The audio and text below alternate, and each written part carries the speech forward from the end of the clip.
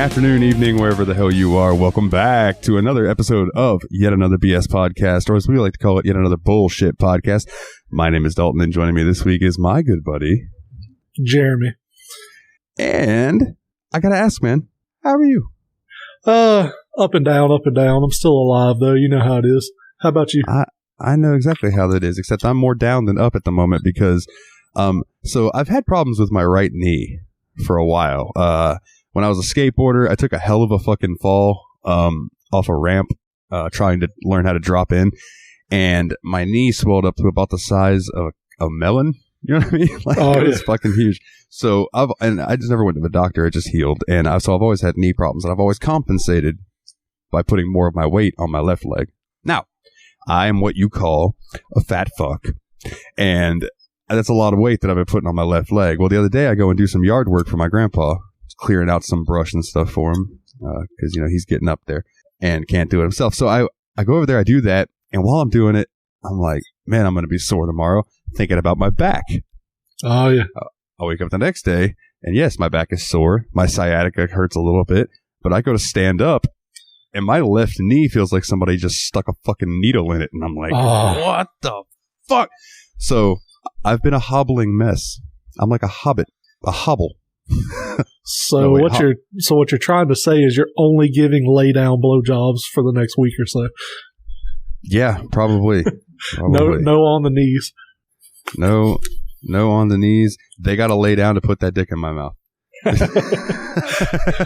I will say, like, because it's hard to really deal with that knee issue with doing like yard work and stuff like that. There's not really like do some stretches or do this to really help with that. I have heard certain shoes help, or no, Walmart sold those like quote unquote custom orthotics where you go and take your shoes off in Walmart, which is something you should never ever do. Yeah, and stand on that little thing that everyone else has stood on with their sweaty, gross socks. See, here's the thing. I wouldn't mind that if people wore socks around here. That's true. Y'all are flip-flop nation down there. There are so many people here who, for one, listen, I'll admit, like, I appreciate like a pretty set of feet on a girl, especially if she wants me to like rub them and stuff. You know what I'm saying? Oh, yeah. But there are some fucking people around here, men and women, who should never wear flip-flops because ain't nobody want to see them fucking things. And they'll walk in there straight, kick their flip-flops off, and get them fucking gaiters up there and stand on that thing. Their fucking soles are black from... Oh, it's fucking disgusting. Because the only reason they're wearing shoes is because Walmart makes them wear them in the door. Yeah, exactly. They probably took them out of the trunk when they got out of the car, fucking burning their feet on the hot black asphalt. Got old gross-ass spider monkey feet. And fucking toes are all long and curled, bent over and shit. Yeah, right. They haven't clipped their nails in 6 years because they can't bend over to reach them. Like, fuck. Yeah, so that's what gets me down here. I'm like, I don't even want to stand on those with socks on because I feel like it would seep through and get on me. I'm like, fucking no. So I usually just get the Dr. Scholl's insoles and cut them to fit my shoes. Although usually I don't have to cut them because I have big feet. So like I just slide them into my shoe. Yeah, so man. I will say, I see you lost a little weight. Looks like you got a haircut recently. Yeah. So I've been shaving the undersides of my hair for a long time, and like when I take it down, you can't even fucking tell. I have so much hair. Oh, yeah. Like I'll never forget me and an ex-girlfriend. In fact, I might have brought her up before. The one that always tried to pick fights with me when I told her that I don't argue. That's just not something I do. But she's like looking at me. We're laying in bed. I think we had just had sex. Not that matters, but yeah, it's a humble brag. And she's like, playing with my hair, and she goes, I'm so jealous of your hair. You have so much hair. And I was like, you know, people always tell me that. I don't know what that means. Like, I do not know what the hell you're talking about. She said, I'll show you. And she takes her whole ponytail and she goes, feel my ponytail. And I said, okay. She's like, you feel how thick that is and stuff? I said, yeah. She grabbed a section of my hair and was like, feel that. And I felt it. She goes, doesn't that feel like my ponytail? I was like, yeah. She goes, I have as much hair on my head as you have in that section of yours. I was like, oh. So I started shaving the undersides because, dude, it gets fucking brutal hot here. Oh, yeah. You know, and it's just way cooler. I get some breeze on the undersides. But if I want to let my hair down, my hair's long enough that you can't really tell unless it's being weird and it like separates in the back. So I just have two side things, but it's hair and it's shaved in the back too. But Yeah. I've been trying to lose some weight other than just, the 5 pounds of hair. Yeah. I got, as I know listeners can't see this, but behind me, you can see I brought my treadmill in my room. Oh, yeah. Not that that's going to help my fucking knees any, but hopefully not at all. It'll help me shed some pounds. Yeah, dude, I've been in turn would help.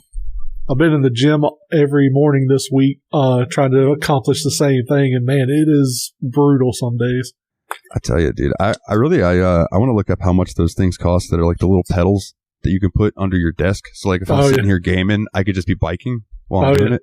They're not expensive. Like, we bought some for my grandmother. She was, had dementia really bad and she's gaining a lot of weight. And the doctor said she had diabetes, so she needed to keep her legs more active to keep the blood flow to her feet.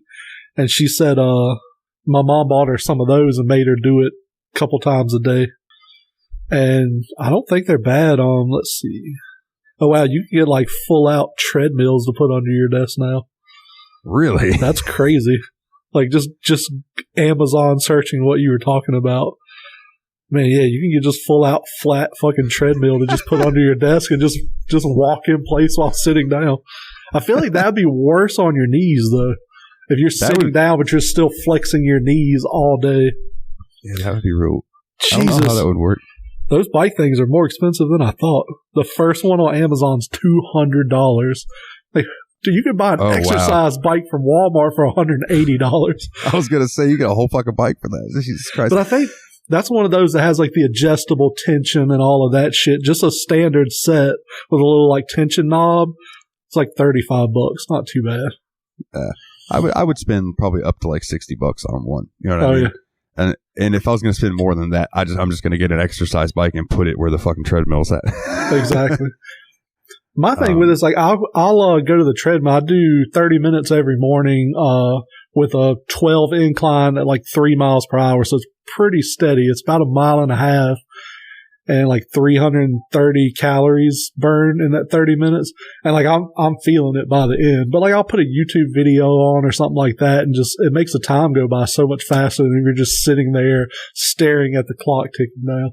Dude, when I was a kid, I lost a bunch of weight walking on the same fucking treadmill that I have in my room. I would put on the Disney Channel and just watch the after school shows, just turn it up and I'd walk on the treadmill and I'd walk for like 2 hours. And not even think about it. You know what I mean? Just watching Lizzie McGuire, wishing I could be kissing her. Oh, yeah. And, oh, go ahead. Oh, go ahead. Oh, I was going to switch topics, so go ahead if you had something else to touch on it. I was kind of going to do that, too. Luckily, I'm 6'4". I was 6 foot in, like, 8th grade, so I grew fast. Knock on wood, I've not had any knee problems. I do have like the traditional I'm in my mid-30s back where it's like if I sit down on the toilet for 30 minutes or something, stand up, it's like you're not going to stand straight up right away. You're going to have to kind of hunch over a little bit. Yes, sir. I know all about that. I have a really bad issue in my neck. I think I've told you about it before where they saw like a nerve pinch or something. It's happened twice and it's just mind-numbing pain that even like narcotic pain medication doesn't do anything for it. And if it happens again, I might throw myself in traffic. I don't know. It's that bad. Oh, man. I can't relate on the neck nerve pain. The only time I hurt my neck to the point that it was bad, and this is such a dumb story, and I hate to admit it, but like I was jerking off, and I was like 15, and I was like getting into it, and I nutted so hard that it just made me go, and I just like crinched the wrong way, and my fucking neck just went, and then I could not turn my head to the left for 4 days. So I like go to my buddy Neil's house later, I think like the next day, and we're like riding on his 3-wheeler, and I can't look to the left.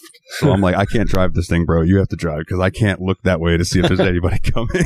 So it sucked. Is that just a cover story because you were trying to suck your own dick and you hyperextended your neck? No. I learned a long time ago that my gut is too big for me to suck my own dick. Like, I got girth, not length. You know what I'm saying? I'm told it's impressive, but like, it's never been like, damn, that's a long motherfucker. And I was always like, that's not going in my butthole, no. So I ain't going to hit the bottom, but I'm going to give one side hell. Yeah, exactly. Exactly. Oh, man. But quickly, before we got on air, and this kind of loops in, I could afford a bike thing had I not lost my job. And you said that you hadn't heard the story, so I figured I would tell the story of how I lost my job on the air. So I was working at a restaurant. I was the dishwasher. My buddy was the chef. He's one of my best friends, and he had gotten me the job, and everything was going smooth as in quotes, because the restaurant, like the guy who was running it, let's just say, didn't run it the best he could, or I don't know. It was almost like a vanity project for him. A little mismanaged. A mismanagement. He should have listened to Nick more, because I think Nick had worked in more like kitchens, whereas this guy was a caterer who was trying to open a restaurant. Oh, yeah. So anyway, the food was fan-fucking-tastic. Like, I ate there every time I worked, and Nick would cook for me. Nick is a good fucking chef. Wherever he ends up, they are lucky to have him, right? But we had a crew. We had me in the dishroom. We had Nick cooking. We had Grant, who was like the head of household, and he would help Nick cook and stuff. And then we had Brandon, who was the bartender and the waiter. And Brandon, if you ever hear this, I love you. Don't take this the wrong way. But Brandon wasn't super great at his job. He was good, but like he was also like he'd get easily distracted and stuff, right? Oh yeah. And he was also learning how to make bartender type drinks. So Brandon, our boss, not to be confusing, our boss's name was Brandon too. So I'll call bartender Brandon. Okay. So our boss Brandon hires another bartender, and his name escapes me at the moment, so we'll call him Jack. All I remember about him is he had a tattoo going across his nose of just a black line, and then some other stuff. Yeah, he was a strange dude. So it got to the point where like he would come back in the dish room and be like, "Hey man, you having a good day?" Like he was a really cool dude, except like he had issues apparently with drinking and was a bartender. So yeah, not a good combo. He came in one day, and I don't know. He gave me the vibe of somebody who used to do heroin and might still do heroin. Have you ever met somebody, you just look at him and the vibe they give, you're like, you probably do heroin or pills. You know what I mean? Oh yeah. So, because I came into work one day and he was over in our rest area, sitting on the couch, slumped over, asleep. And like Nick went over there and tried to wake him up like 4 different times. Dude would not wake up. He was just out, which made me be like, oh yeah, dude, he's in a K-hole or something. Right now. Oh yeah. So anyways, I'm kind of just giving backstory to what actually happened. So one day we're working and Jack is talking to some customers, and Grant goes over to him and says, "Hey man, I need you to do something for me." But Jack was trying to be entertaining to the customers and stuff, so he looked at him and he said, "Do it yourself." Grant is his boss, and Grant pretty much bitched him up right there in front of the customers, right? And was like, "Listen, I'm your boss. You need to listen to me." Yada yada yada. Now, let me state: Grant is about 5'5", maybe 5'7", and probably 110 pounds. He's a small dude, right? But he's also like one of those squirrely little dudes who will probably hit you 4 times before you realize what happened, right? So anyway, me and Nick are out on the back stairs smoking a joint, as you do working in the restaurant business. Yep. And Grant comes back there and he's like, "Man, I thought me and Colin," that was his name, I think, Colin.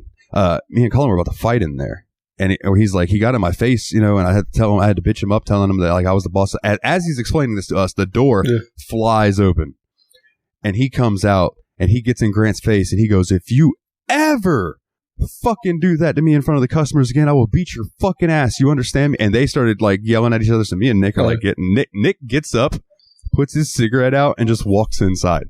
He's just like, "I'm not having any part of this." I don't blame Nick. He's semi-autistic. It was probably too much overwhelming for him. So I got in between him and was like, "Dudes, y'all need to chill out." So that was the end of that. They finally, Colin or Jack, whatever his fucking name was, he goes home, and we finish out the work day. And it was a busy day. There was a fucking a drag show that we were doing, and so there was a lot of people there, and there was a lot going on. So it was a lot of stress, and it was hectic. Flash forward, I don't work for another week or two, right? Because it got to where it had slowed down because of COVID. Yada, yada, yada. I get a fucking text from Nick. "Well, quit the restaurant today." And I was like, "Well, why? What happened?" He goes, "I beat the fuck out of Jack. And then I took him home and I quit." And I went, "Hold on." I said, No. You need to tell me the whole fucking story." So apparently, Jack and bartender Brandon got into an argument. Nick got between them. Jack said some shit to Nick. Nick don't play that shit. And Nick beat his fucking ass out in the parking lot. Nice. To the point that his paycheck like Jack's paycheck ended up in the road, right? So Nick, and this is the type of dude Nick is. Nick beats the shit out of him, picks him up, brushes him off, gives him some water, and takes him home. Nice. Right? Then comes back, finds his paycheck in the road, and takes it back to his house and gives it to his roommate because Jack was already gone. He had left somewhere. Oh, yeah. So Nick tells me, he comes back, he said, you know what? I've had enough of this. I don't get paid enough for this, so he quits. That was the last time I heard from anybody at that restaurant.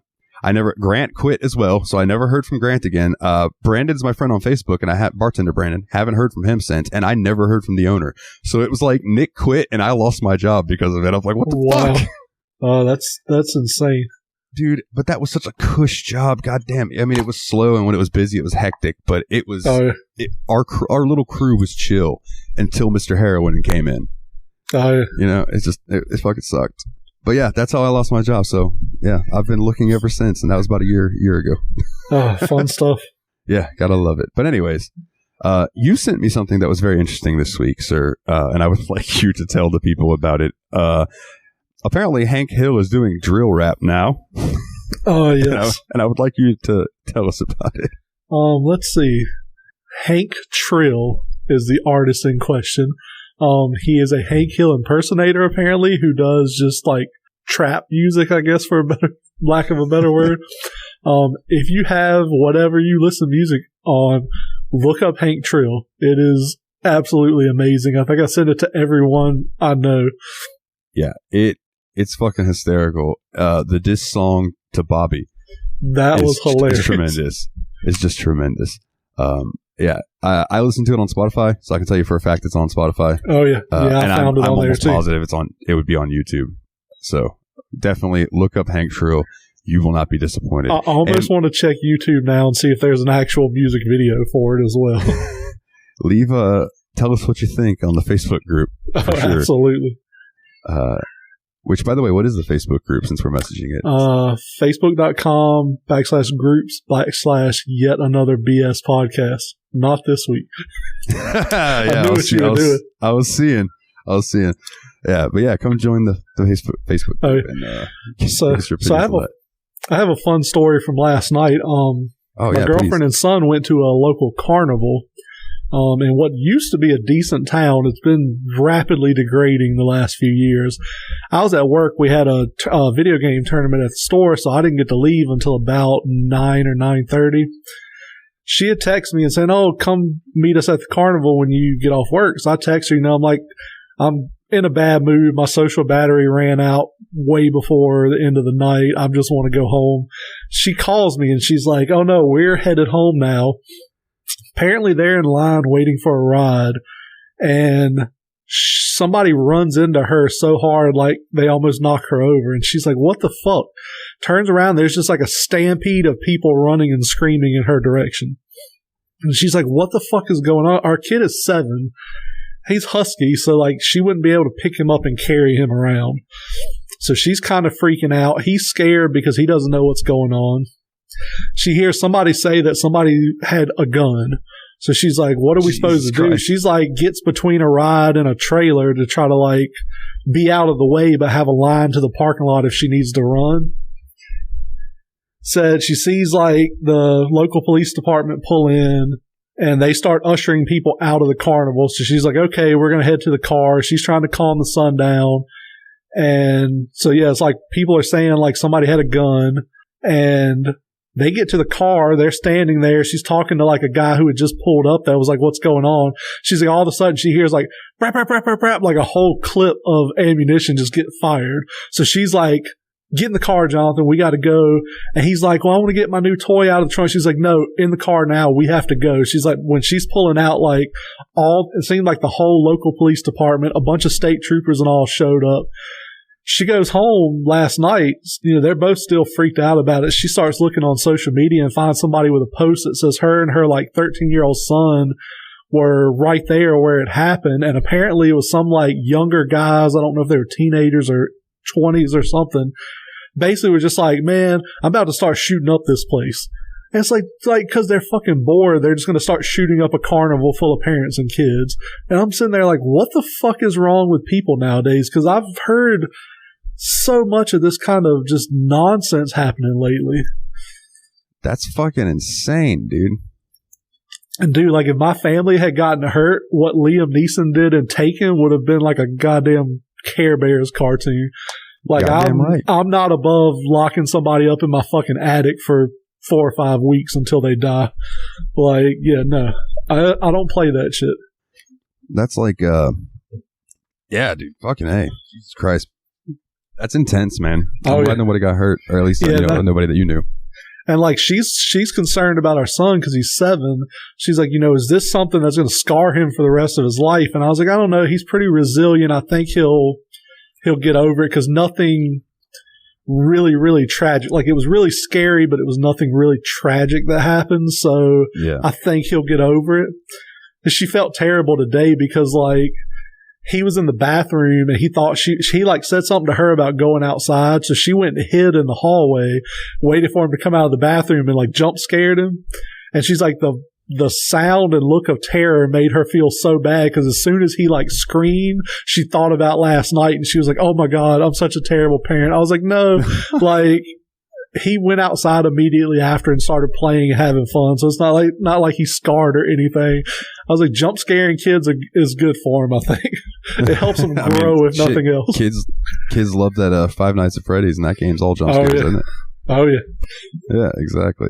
Man, I'm just, wow. Yeah, I read today that there was a shooting in Sacramento today. Yeah, I read that, was it like a mall or something? I can't remember the details. It was something like that, but fucking hey, dude, there's so many shootings in America. It's sad at this point.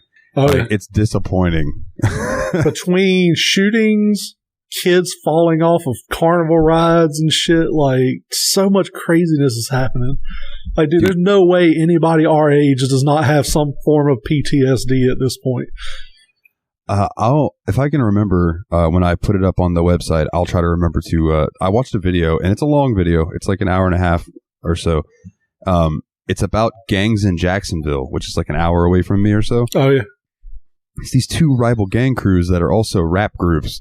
Oh yeah. And they rap about what they call the ops, their opponents. Yeah.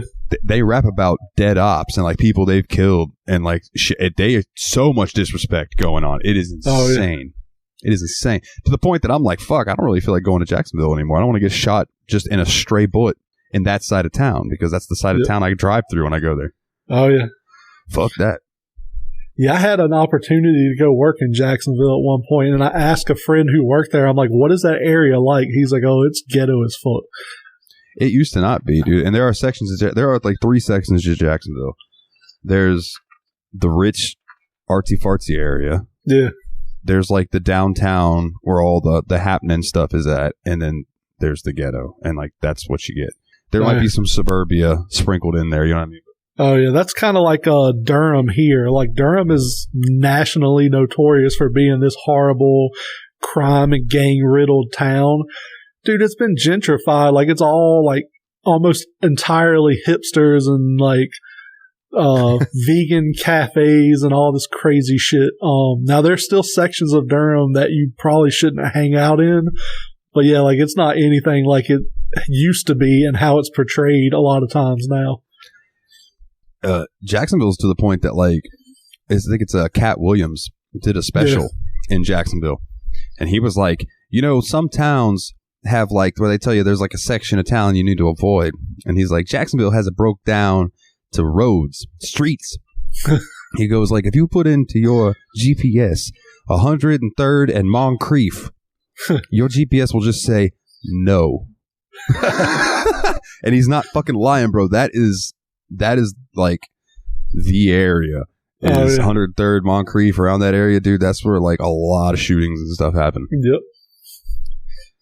But on a less solemn note of the shittiness of America and shootings, PlayStation announced that they're kind of trying to do the old Game Pass style thing. Yeah, I saw that. It's PlayStation Plus Essentials, PlayStation Plus something, and PlayStation Plus Premium. Something like that. So I think the PlayStation Plus Essentials is basically what you're paying for now, $60 a year. and you get your online service, you get your 2 or so free games a month, and you're good.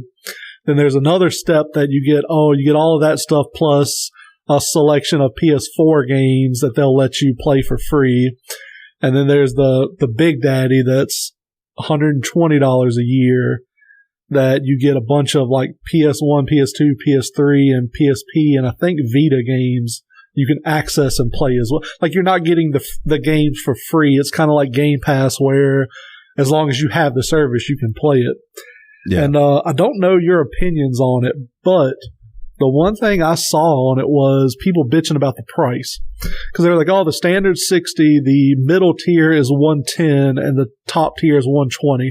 The middle tier, as I heard on the Completely Unnecessary podcast, that's not a tier that's there to be sold. They don't want to sell any of those. They're using that 110 level to convince you, oh, if I'm going to pay 110, I might as well pay 120 and get all this extra. So, yeah, it's basically the two. You got the 60, the standard, and you got the 120 a year.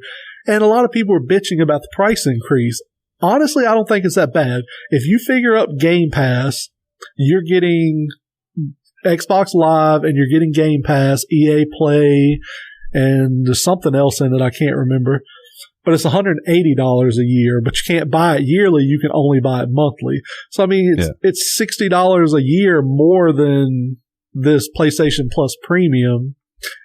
You're getting less games, but I'm still curious how PlayStation's going to go about doing it, if it's only going to be cloud streaming these games or what. So, what I read is that PS1 and PS2 games will be able to be downloaded. It's PS3 games that should be I think they're going to be like the cloud gaming. Yeah. Now, I might have that mixed up some, but. And I know like cloud gaming depends entirely on how good an internet you have. So a lot of people are not going to get good service from that. But like me, I'm going to stick with the $60 a year because I play PS5 games on my PS5, and that's pretty much it. I don't have nostalgia for the older PlayStation consoles because I wasn't a PlayStation kid growing up.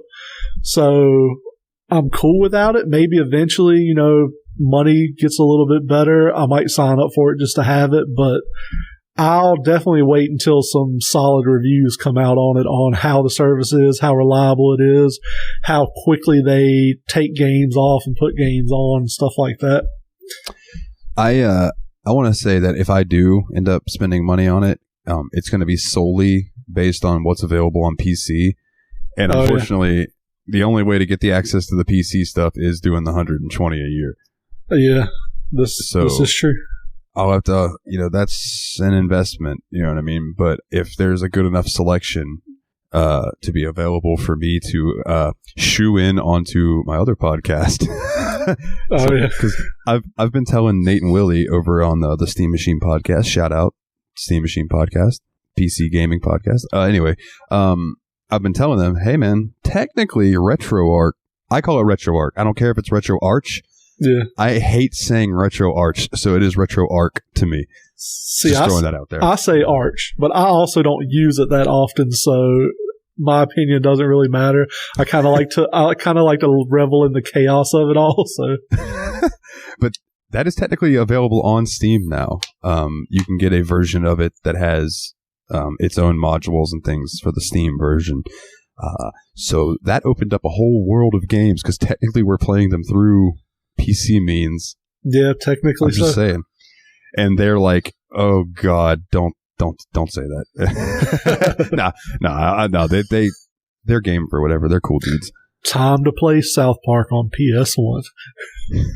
Well, God, I wouldn't do that to them. If I was going to throw them into a South Park game, it'd probably be the Fractured Butthole.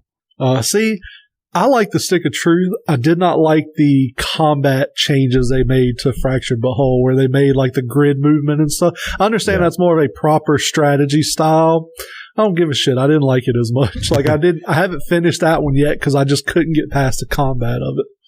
Well, I also really like the Stick of Truth, but me and Ryan did that game before Nate and Willie had joined. Dude. But Any game where you get shrunk down to a miniature-sized person and you have to navigate your parents' bedroom while they're having sex, and your dad's swinging testicles are like an environmental trap, I will play that game. Sign me up. Fucking hilarious, dude. that whole, like, the little people that are hidden in the doors, well, you open the door and there's the naked woman. Oh, yeah. She's just like, or the one you open the door and there's the dude in the gimp mask fucking the donkey. You know what I mean? It's like, hey, get the hell out of here, kid. They didn't have to add those types of things, but they did it just because. Dude, that game was a labor of love, and every part of that game was just spectacular. Yeah, and I liked that in the development of it, they made a really cool looking game, and Matt and Trey were like, this is great, but you need to make it look shittier. It needs to look like the show. Oh, yeah. Don't make it look better than the show. So they were like, oh, okay. So then they essentially just made a playable South Park movie. Pretty much, yeah. Yeah, I love the fact, too, that they made the difficulty meter attached to the skin tone of your character. God. Yeah, there was like, if you're white, it's the easy mode, and the darker your skin gets, the harder the game.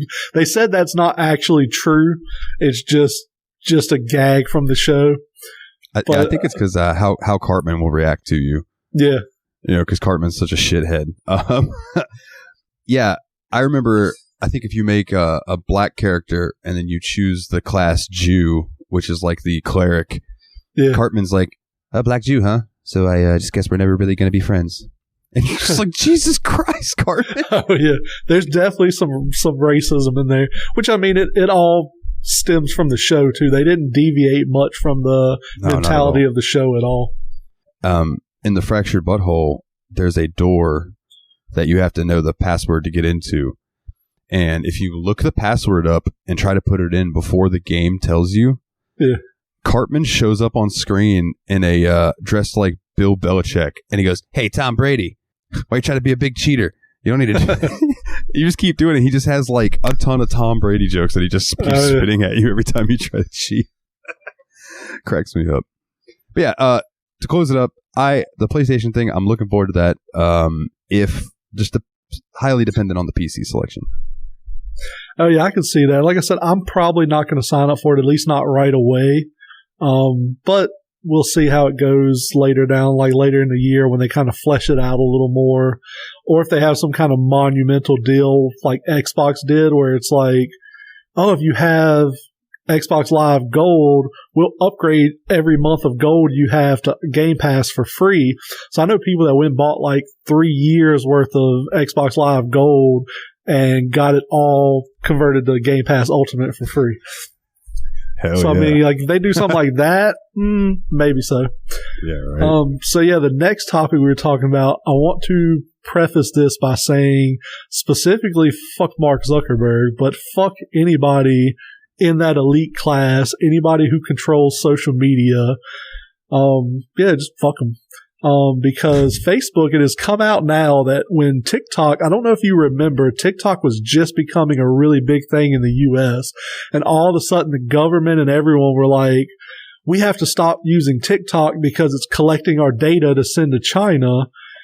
Apparently all of that was a GOP group that Facebook hired to try to take down TikTok and save their market share. Now, first and foremost, I don't give a flying fuck if websites collect my data. Like, that's just something that happens, and there's almost no avoiding it, so I have just accepted it. Yeah, call me a sheep, whatever. If you're on the internet, your data is out there. Yeah. Even the browsers that say they don't save your shit, I'm sure they absolutely save your shit. Trust me, that fucked up porno you're watching incognito on Google Chrome, they know about it. Yep. Absolutely. And it's archived somewhere for them to use against you later on. The only one that I know of that's like their whole shtick is they don't do that is DuckDuckGo. Yeah. But I try to avoid that because I don't want to see what comes up on that one. You know what I mean? Yep. I just don't want to go there. But man, it doesn't surprise me at all because Facebook wants to keep that being the monotony. They put out, what was it? My Yearbook, MySpace, all those are just gone because of... Or they're still there, but they're shells of what they were. They're basically, it's kind of what, I know, I hate to shit on Vince McMahon again. Spoiler alert, I don't. It's the same thing with like WWE. Facebook is WWE, and anybody who's tried to compete, they've just absorbed into their own being. Because, I mean, Instagram is part of Facebook now. Twitter is too big for them to do anything about. I'm sure they tried at some point. And yeah, like TikTok was the latest one. Now, TikTok survived it, and it's now probably the most popular social media, I guess you can call it, platform. I think it's all just dribble, personally. But there are some funny stuff on there. And there's some cute animal videos. I love cute animal videos. Oh yeah, but that's like the most popular thing with most age ranges now, and Facebook is generally disliked now. It's to the point that I've been trying to consider ways of promoting my music and the podcasts on TikTok to see if it would help gain any traction. You know what I mean? But I don't know any way to go about that. I had a buddy of mine message me the other night, and he was like, "Why the fuck haven't you made a guitar TikTok yet?" And I'm like, I don't have an answer for that. I just haven't. It's like, cause I was doing this before it was cool. Yeah. Where was everybody when I used to go play live on Facebook and only like 6 people would watch? You know? Yep. Where's everybody when I post, for instance, and this is no offense to anybody listening who didn't happen to buy the album, that's fine. But on Bandcamp Friday, which every month, the first Friday of the month, Bandcamp waives their fees. So whatever you make, the only thing that gets taken out is tax and PayPal's cut whenever you try to transfer it from PayPal to your bank account. Right? Yeah. I put out a new album. I had put it together and waited for Bandcamp Friday to drop it on Bandcamp Friday. I posted it on Facebook. I posted it in the Discords and stuff. It got, I think, 2 likes on Facebook, and 1 person in the Discord bought it, and that was Nate. Shout out to Nate. Nice. My buddy. That was it. I sold 1 album the whole day. See, now you need to shout out Nate's social stuff. Turtle Bear Man. At Turtle Bear Man on Twitter, Twitch, and TikTok. He's neither a turtle nor a bear, but I think he is a man. And he's on TikTok. Man. He's on Twitch. He is. Turtle Bear Man. In fact, he streamed earlier today. He's a retro streamer. He plays like NES, SNES type stuff. It's fun. He's a good dude. He's also one of my co-hosts on the Steam Machine podcast with his brother Willie. But yeah, man, as far as the Facebook thing goes, it doesn't surprise me. You know what I mean? Like, big business going to be big business, and they're going to do big business shit. God, that was hard to say. Tongue twister. Yeah, it's unfortunately it's part of life, and we've cultivated this whether we like it or not. I like to say, big business and the government's fucking us all over, and they are, but I mean, we're letting it happen. So yeah, if we don't join together and say we've had enough of this shit, it's kind of like we talk about scalpers and stuff all the time. Scalping is the easiest problem in the world to solve, but it involves everybody working together, and that's never going to happen, and especially in this country. Yeah. Because people are like, oh, I really want a PS5. I've got $1,200 laying around. Why not just go ahead and buy it from that scalper? That way I just have it already. It's like, no, if nobody buys if a scalper buys 10 PS5s, he spent $5,000 plus tax wherever he lives, and nobody buys a single one from him, he's not going to go buy any more because he's out $5,000 already. It's such a simple problem to solve. When the COVID thing started, and that dude bought the whole garage full of hand sanitizer. Oh yeah.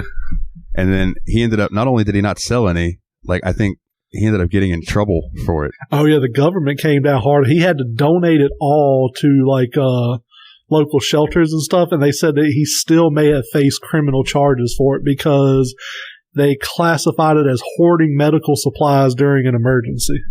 Yeah. Yeah, fuck that guy. Yeah. Before we move on to the next topic, I do want to say something really quick.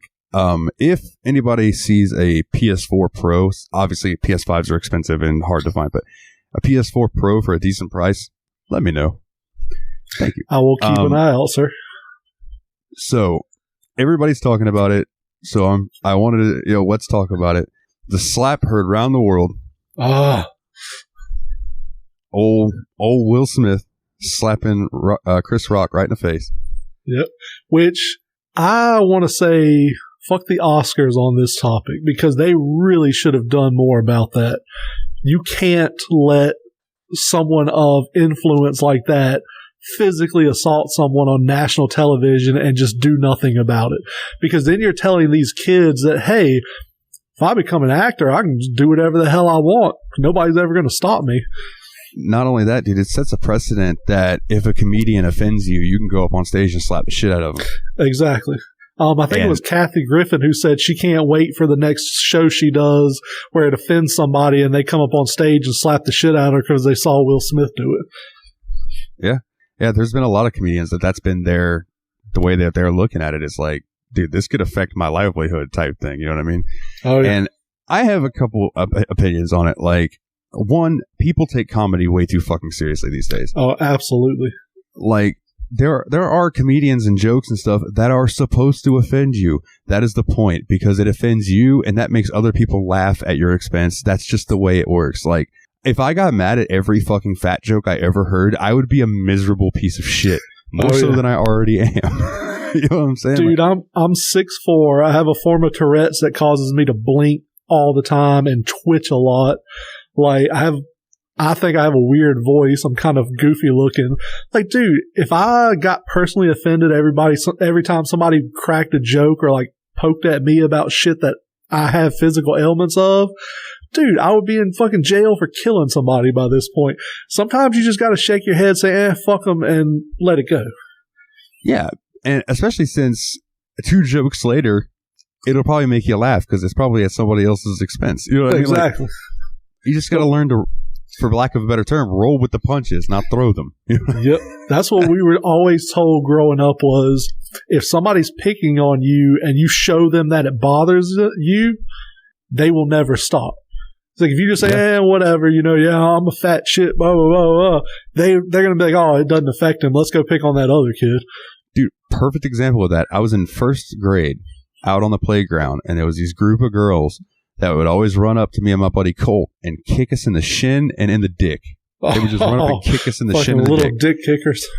And they thought it was the funniest thing because it hurt us and we'd sell it, right? Yep. And one day, I just decided to no sell it. They ran up to me and they kicked me in the shin super hard, and I just kept walking. Yep. And they fucked off and they left me alone. And I also learned that in a group of friends and stuff, if you crack the first fat joke about yourself, that negates any funny that they can say because you already know that you're fat. You know what I mean? Yep. It's like old Bruce had that bit where he was like, this old woman, I bumped into her and I said, excuse me, ma'am. And she went, you fat bastard. And I went, you old bitch. And he says, I don't understand why people feel the need to tell me I'm fat like I don't fucking know. Yep. He's like you're going to try to piss me off. Telling me fat, I'm not going to piss me off. It's just going to remind me that, like, yeah, and I'm hungry. Yep. He's like, but you want to piss? And then he goes, you want to piss me off? You tell me Popeye's Chicken going out of business. I'll set this fucking theater on fire. Dude, my favorite Bruce joke was he was talking about his son. He's like, oh yeah, my son comes in. He's like, Dad, can I talk to you about something? He's like, yeah, son, what is it? He's like, do you hate it when you sit on the toilet and your dick falls in the water? And he's like, I'm thinking, what? Your dick reaches the water? Mine don't reach the fucking toilet seat. He's like, I looked him dead in his face and said, yeah, son, I hate it. That's a funny motherfucker, dude. Oh, yeah. But yeah, this whole thing, like, the fact that he walked up on stage, physically assaulted a guy, cursed him out afterwards, and then security asked him to leave, and he was like, no, I don't think I want to. And they were like, okay, whatever, and left. Let him stay there. He won an award later, which he was going to win anyways. To show you how fucking shallow that industry is, he gets a fucking standing ovation when he wins the award. It's like, dude, no. That place should have been fucking crickets when he walked up there. Like I said, he shouldn't have never been able to walk up there and defend. Now, was Chris Rock right for what he did? No, but I don't think he knew she had a legitimate medical condition. I think he thought, a lot of women of color shave their head like that. He thought maybe it was a fashion choice. I don't think he knew. And Will Smith should have went to him after the show and said, hey, look, man, she's got alopecia. That wasn't really cool. Chris Rock probably would apologize to both of them and it would have been fine. If you look, Will Smith laughed at the joke. He thought it was funny until he looked over at Jada and saw her reaction. I can understand standing up for your woman, but dude, like, that's 1000% not the right way to do it. Like, I agree. Like he said, he goes to him afterwards. He says something to him. They could have solved it and it would have been perfectly fine. If nothing else, Chris Rock would have looked like the bad guy for picking on a woman with alopecia. But like, and And personally, like, I honestly, obviously, I don't have alopecia, so I don't have, to deal with that in my day-to-day life. But I didn't think the joke was that bad because, I mean, in my opinion, G.I. Jane was a good movie. I mean, it was a throwaway joke. It might have been in poor taste had he known she had that, but I mean, it was a throwaway. He didn't do 10 minutes on her shaved head. He made a throwaway joke and he moved on with his set. I have who I like to call a friend, Anthony Kerrigan. He's been in shows such as, like, he was on Gotham. He's in Barry on HBO. He has alopecia, and being a celebrity like he is, he does a lot of good for that community. He has like what's the word I'm trying to think of? Kind of like group events he does with a bunch of kids with alopecia and stuff. Shows them like that charity event type thing. Kind of, yeah. Shows them like, life is not that bad just because. And I can't imagine being especially a girl growing up middle school, high school age when kids are fucking dicks at that age. Like from 6th grade to like 11th grade, they are dicks. And I can't imagine being a little girl, being bald, not having eyebrows, like the ridicule you get. I know a little girl recently committed suicide over it because she had alopecia. She was getting constantly bullied. Her school wasn't doing anything about it. Personally, if it was my kid, I would go to the school and be like, look, something's going to happen.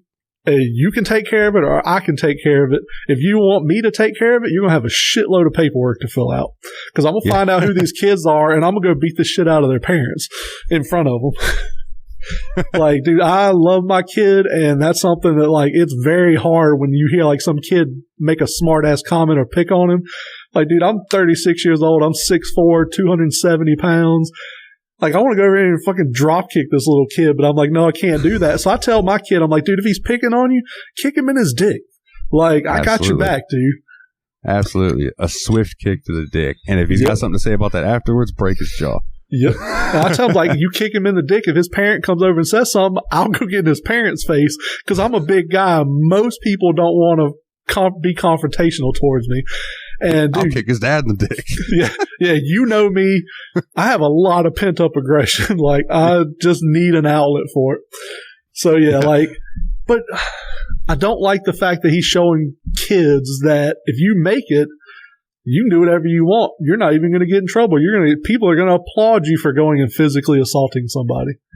Yeah, and on the other side of it, and this might be my more controversial opinion, I saw a thing where Jim Carrey was talking about that people who live at the height of celebrity that those guys do, because there's celebrity and then there's fucking Will Smith, Jim Carrey, those types of guys. What I call A-listers. Yeah, and he says that, as humans, we have a certain amount of bandwidth. Yeah. And what we saw was Will Smith running out of bandwidth. Yep. And think about what Will Smith has been through. Now, I've seen people on Facebook defending Jada Smith, saying, well, they have an open relationship and things like that. And I'm like, yeah, after she was fucking the dude and Will Smith just had to become okay with it. And and I quote, and I don't remember where this is from, so if I can find it, I'll post proof, I promise. But she said, don't let your husband get in the way of being with the love of your life. Yeah, that fucking hurts as a guy. Bro, I can't imagine hearing your wife say that. After, like, I've seen videos of when fucking Jada Pinkett Smith was the lead singer of a metal band called Wicked Wisdom, and they were playing Ozfest, and she's out there rocking, and Will Smith's on the side of the stage, like, getting down to the music and stuff, and I'm like, that motherfucker doesn't enjoy being there, but he's there for his wife. Yep. And then she paid him back by fucking some good-looking 20-year-old. I don't know. It's just that bothered me when that happened. And I will say one thing. I will say one thing. I do believe they had an open relationship before that, because I do remember several years ago hearing an interview where they were talking about it, because, like, pictures had been released of Will Smith, like, hugging all up and kissing on some woman. And they basically said, like, they have an open relationship. They both know about it. They're both okay with it. But like you said, she took it beyond an open relationship to on national television or national radio, I forget, she literally cut this man's balls off in front of the world. And then he goes on TV does an interview, breaks down crying because of how much it actually hurt him emotionally. And the first thing people did was make fucking fun of him, because in this country, men's mental health does not matter. It doesn't matter what you're going through. Get out there and be a fucking man. And that's absolute bullshit. Yeah, that is absolute bullshit. Yeah, 100%. Perfect example. I went to the doctor one time and told him that I was having some serious problems with depression and anxiety. Yep. And the doctor told me, go take a walk in the woods. You'll feel better. Yeah, or go to the gym and lose a little weight. It'll make you feel better. Like, get the fuck out of here. Like, but if a woman says, oh, I feel like slitting my wrist, everybody's like, oh my God, let me help you. But yeah, like a man's like, man, I really just don't know if I want to exist anymore. And they're like, oh, just fucking suck it up. Go chop some wood or some shit and you'll feel better. It's a really strange, I don't know if dichotomy is the word, but that's the word I'm going to use. It's just the whole thing is strange. Like, the way mental health is handled. And I absolutely believe, that's why I always appreciate when I see some of my female friends, they share these things that are like, men's mental health matters too. And I'm glad that that's starting to become more prevalent. You know what I mean? It may be still a little ways off, but there is a movement towards people giving more of a shit about that, where it's no longer just a suck it up buttercup style. And I appreciate that. And I really hope that continues, because it is really hard to deal with these mental health issues feeling like society doesn't have your back. As much as I dislike the guy, Kanye West is a prime example. Kanye West is in a very dangerous position, and everybody's just thinks it's funny. And I was like, they're going to be funny. I was talking to a friend the other day, until he goes to Pete Davidson's house, shoots Pete Davidson, shoots Kim Kardashian, and shoots himself. And then everybody's going to say, oh, it's such a tragedy. I wish we could have done something to stop this. And it's like, you could have. This man's been crying for help for months and months now, and you're fucking laughing in his face about it. And it's like Absolutely. I said, I'm not a huge fan of the guy, but like, he needs help. And I also brought up the fact, why is he not in a conservatorship? Why is there not somebody in charge of making his decisions for him, like Britney Spears was, like Amanda Bynes is? They didn't do half the shit this guy has done in the past month.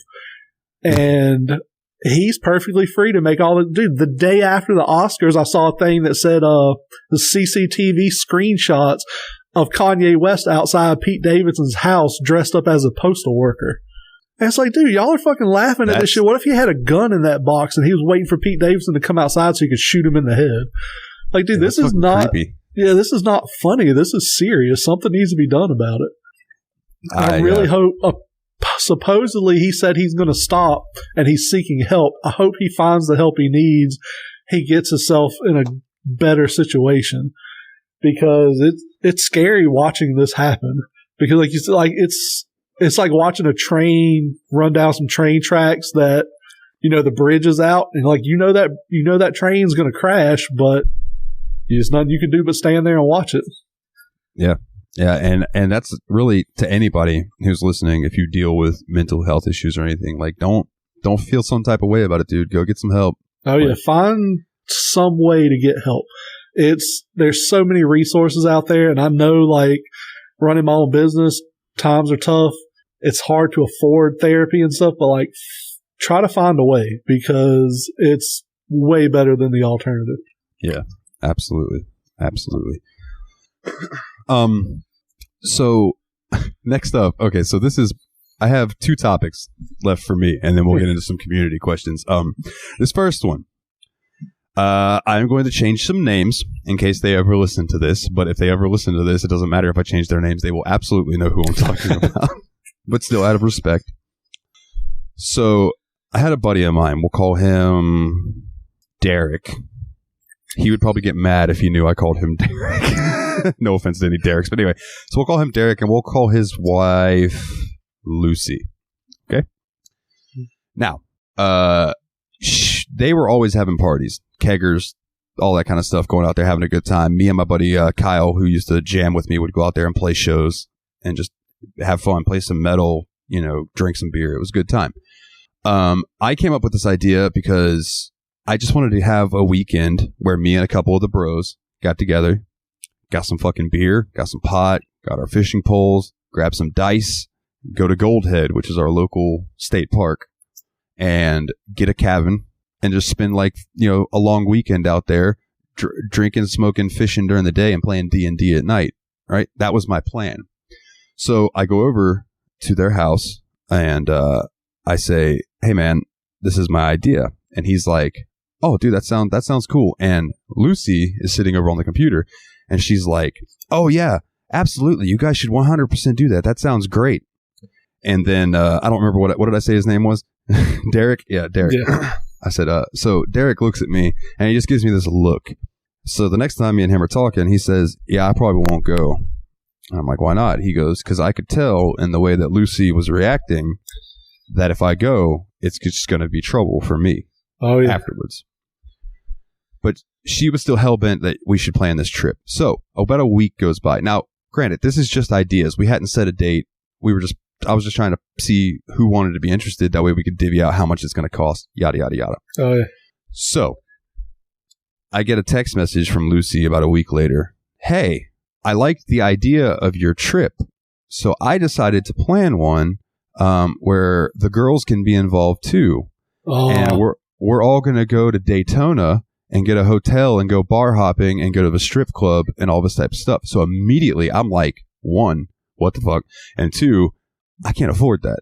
Yeah. All right. That's a lot of money. Whereas the trip I was talking about was probably going to cost me, $120, whereas this was going to cost me more like $300. You know what I mean? Oh, yeah. So I said, I politely declined. I said, I won't be able to afford that, but I appreciate the offer. And she comes back, well, you're going to miss out. You're going to be one of the only people that don't come. And my reply was this, and I want people to really listen to this reply. I said, that's okay. I still have the bro trip to look forward to. Nothing menacing about that sentence.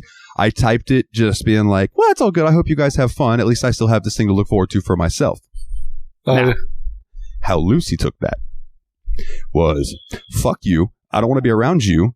I don't want to be in your stupid fucking trip. I want to go hang out with your husband and not you. Fuck, go to hell. She took it so fucking personally that when I would go over there to acquire strudel, I'll call it a certain type of strudel,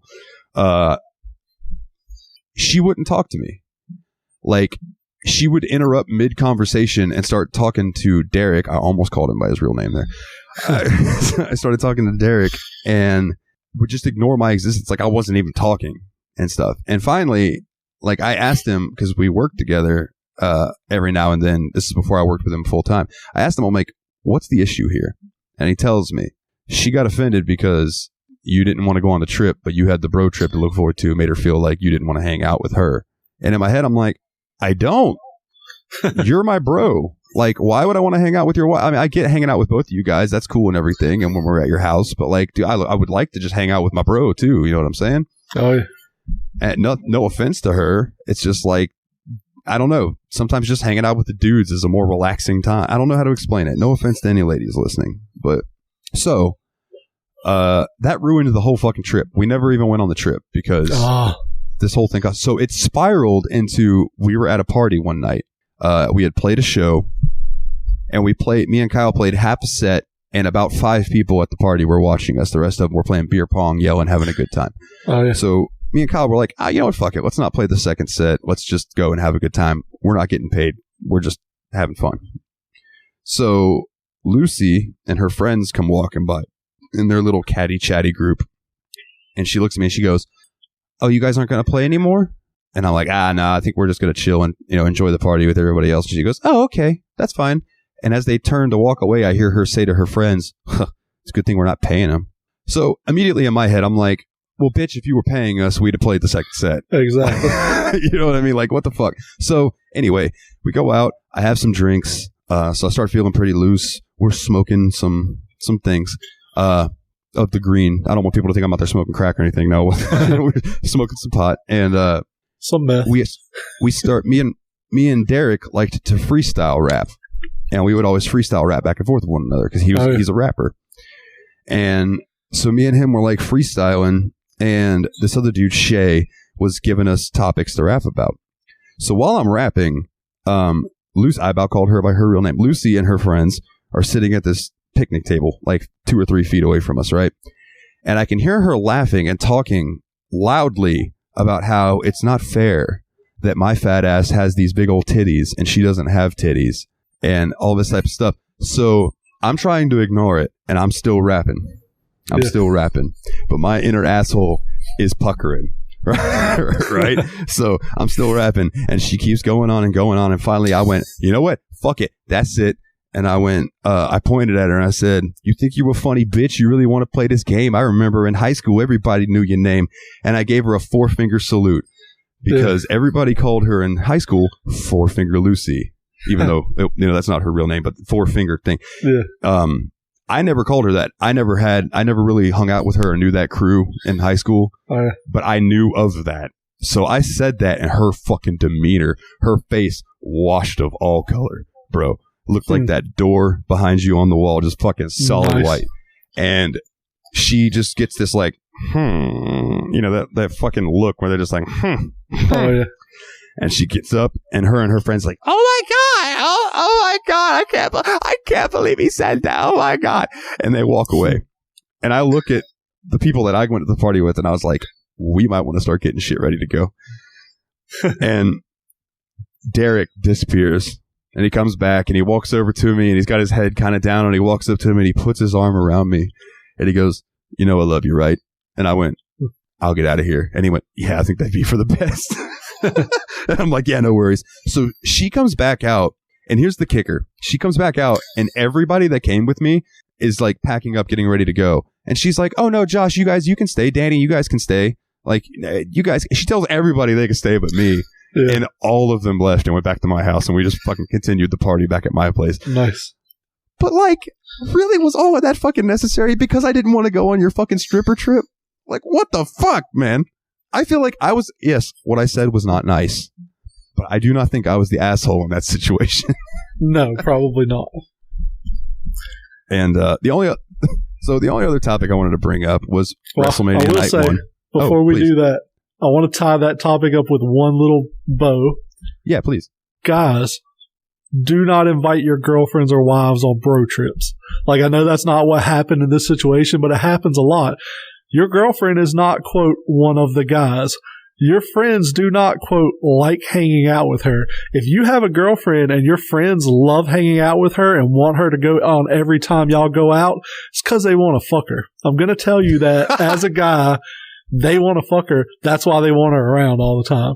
No, when it's a bro trip, when it's like 3-4 good friend guys going out and doing something, we don't want your girlfriend there because we can't talk about offensive shit we wouldn't say in front of women. We can't fart and burp and do whatever gross shit we want to do. Like, no, don't invite your girlfriend on bro trips. I don't care if you just started dating a month ago and she can't get enough of you. Stay the fuck at home then. Don't go on the trip. Yeah. And I do want to say that, like, I don't mind hanging out with my friends' girlfriends. Like, a lot of them are cool. But like you're saying, when it is specifically a bro trip, like, it's a bro trip, just like girls' trips. Like, I don't want to get dragged along on a girls' trip. Yep. You know what I mean? Because I want them to be able to talk about what they want to talk about. If they want to talk about how small my dick is and laugh at me, that is fine. I don't want to know about it. Let them go do it. You know what I'm saying? Like, I'm going to stay at home and play video games. Exactly. That's fine. It's the same thing. You know what I mean? And, like, I don't know. I don't want this to, like, offend anybody, but at the same time, it is 100% the truth. I will reiterate it. I don't care if it offends you. If your friend wants your girlfriend to hang around with you guys all the time, like he specifically says, bring your girlfriend with you every time, it's because he wants to fuck her. Stop hanging out with that dude. Like, that's not what friends do. Yeah, for sure. For sure. Now, if it's like a couples friend thing, but I guess that's a whole other topic. That's a whole. And that's what I say. Like, yeah, it's like if you both have a girlfriend, you're all hanging out together or whatever. I have friends and I'm like, yeah, sure, I'll hang out with you and your girlfriend. That's cool. But I will never say, hey, Dalton, we're hanging out. We're going to shoot pool at a bar. Yeah, bring your girlfriend with you. Yeah, bring her with you. You know, yeah, I'll buy you guys some drinks and stuff. Like, no, it's weird when you do that, guys. Yeah, that would be a little strange. Yeah, that would set off a question. I'm like, hey, Dalton, you bringing your girlfriend with you? And you're like, nah, she's got something to do. I think she's like, no, bring her with you. Bring her with you. It's like, yeah, no, that's weird. Don't do that. Yeah, for sure. But yeah, we'll go to, I know you watch WrestleMania. I skipped it when I found out that fucking Logan Paul was on there with a goddamn Pokemon card around his neck and shit. So I gotta say, wrestling has made me cry a couple times this weekend. I'm a very emotional person, and like I know smoking pot does not help that because it just makes you like more feel things more. But I get overwhelmed watching wrestling sometimes when like somebody comes out and their crowd reaction they get is so big that I almost put myself into their shoes, and it like warms me to the soul to imagine like, fuck, how cool that must feel for them to hear like 70,000 people chanting for you. Like, that's just a cool thing. So it makes me tear. Not like I'm not like boohoo and crying, you know what I mean? But it'll make me well up a little bit where I'm like, fuck, I'm so happy for that person. But the first thing that got me was Friday was the Hall of Fame. Oh yeah, and I was fine up until they did the Warrior Award and they gave it to Shad Gaspard, who died saving his son in the current thing. That made me tear up a little bit when his son came out and was out there for the acceptance and all that. But what really got me was when Undertaker was going to come out, right? And because I've watched Undertaker since I was a kid. Oh, yeah. Literally, he debuted in the WWE, I think, the year that I was born. So, like, he has always been there. And he was finally getting inducted into the Hall of Fame. And I messaged the little group chat that I have with Nate and Willie.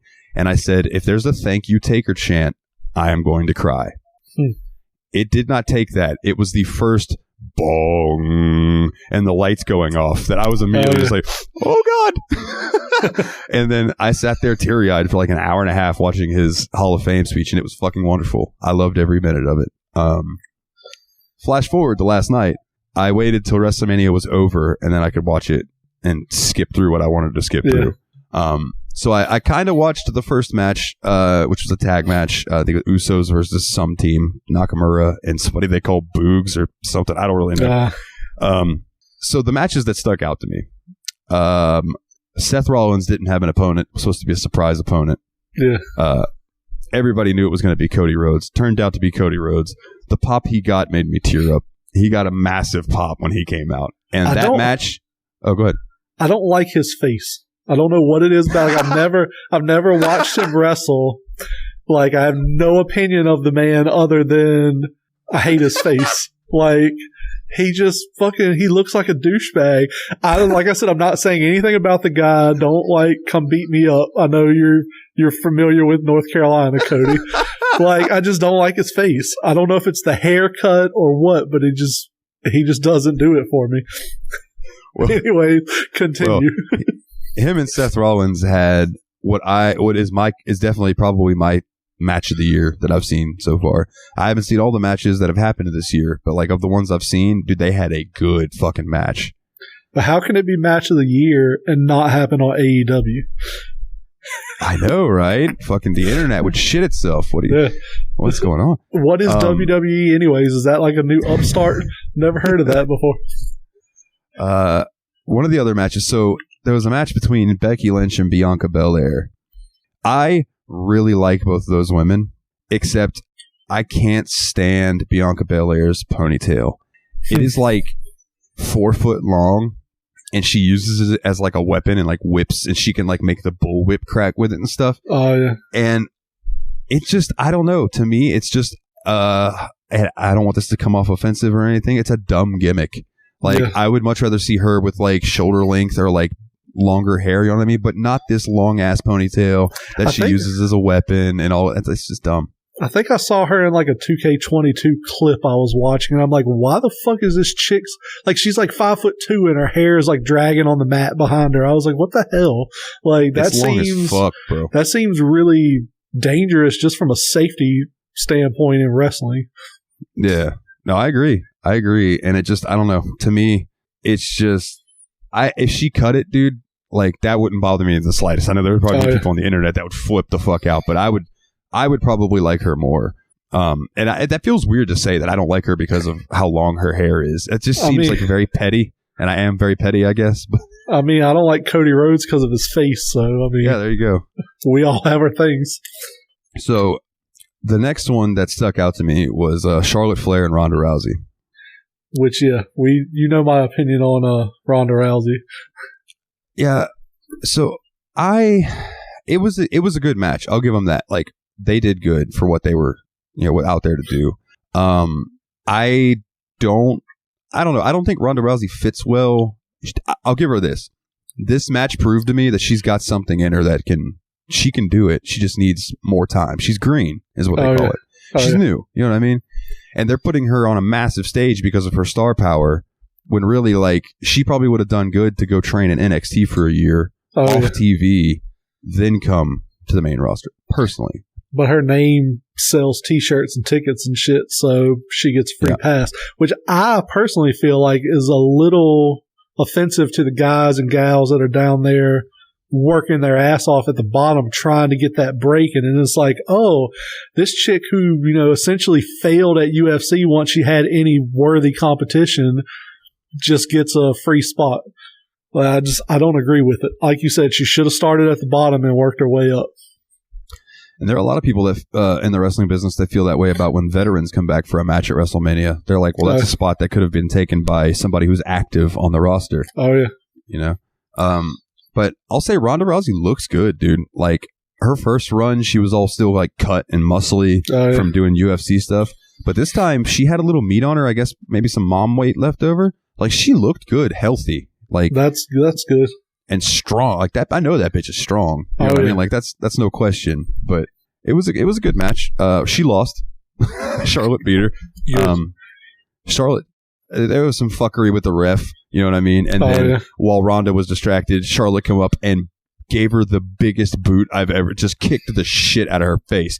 Boom! And now, pinned her 1, 2, 3. You say the biggest boot. I bet Holly Holm would have something to say about that. So I'm pretty sure she kicked Ronda Rousey a hell of a lot harder than Charlotte did. Yeah. Oh, yeah, obviously. But, I mean, as far as wrestling goes, like, it was a hell of a big boot. Like, I haven't seen one that good in a while. I just had to give a shout out for my girl, Holly. And then what capped off last night was Kevin Owens coming out talking mad shit about Texas, bringing out Stone Cold Steve Austin. And he sat there and he talked shit to Stone Cold. Stone Cold did you want to see me have a match with Kevin Owens and whoop his ass right now? Give me a hell yeah. Oh, yeah. 77,000 people going, hell yeah.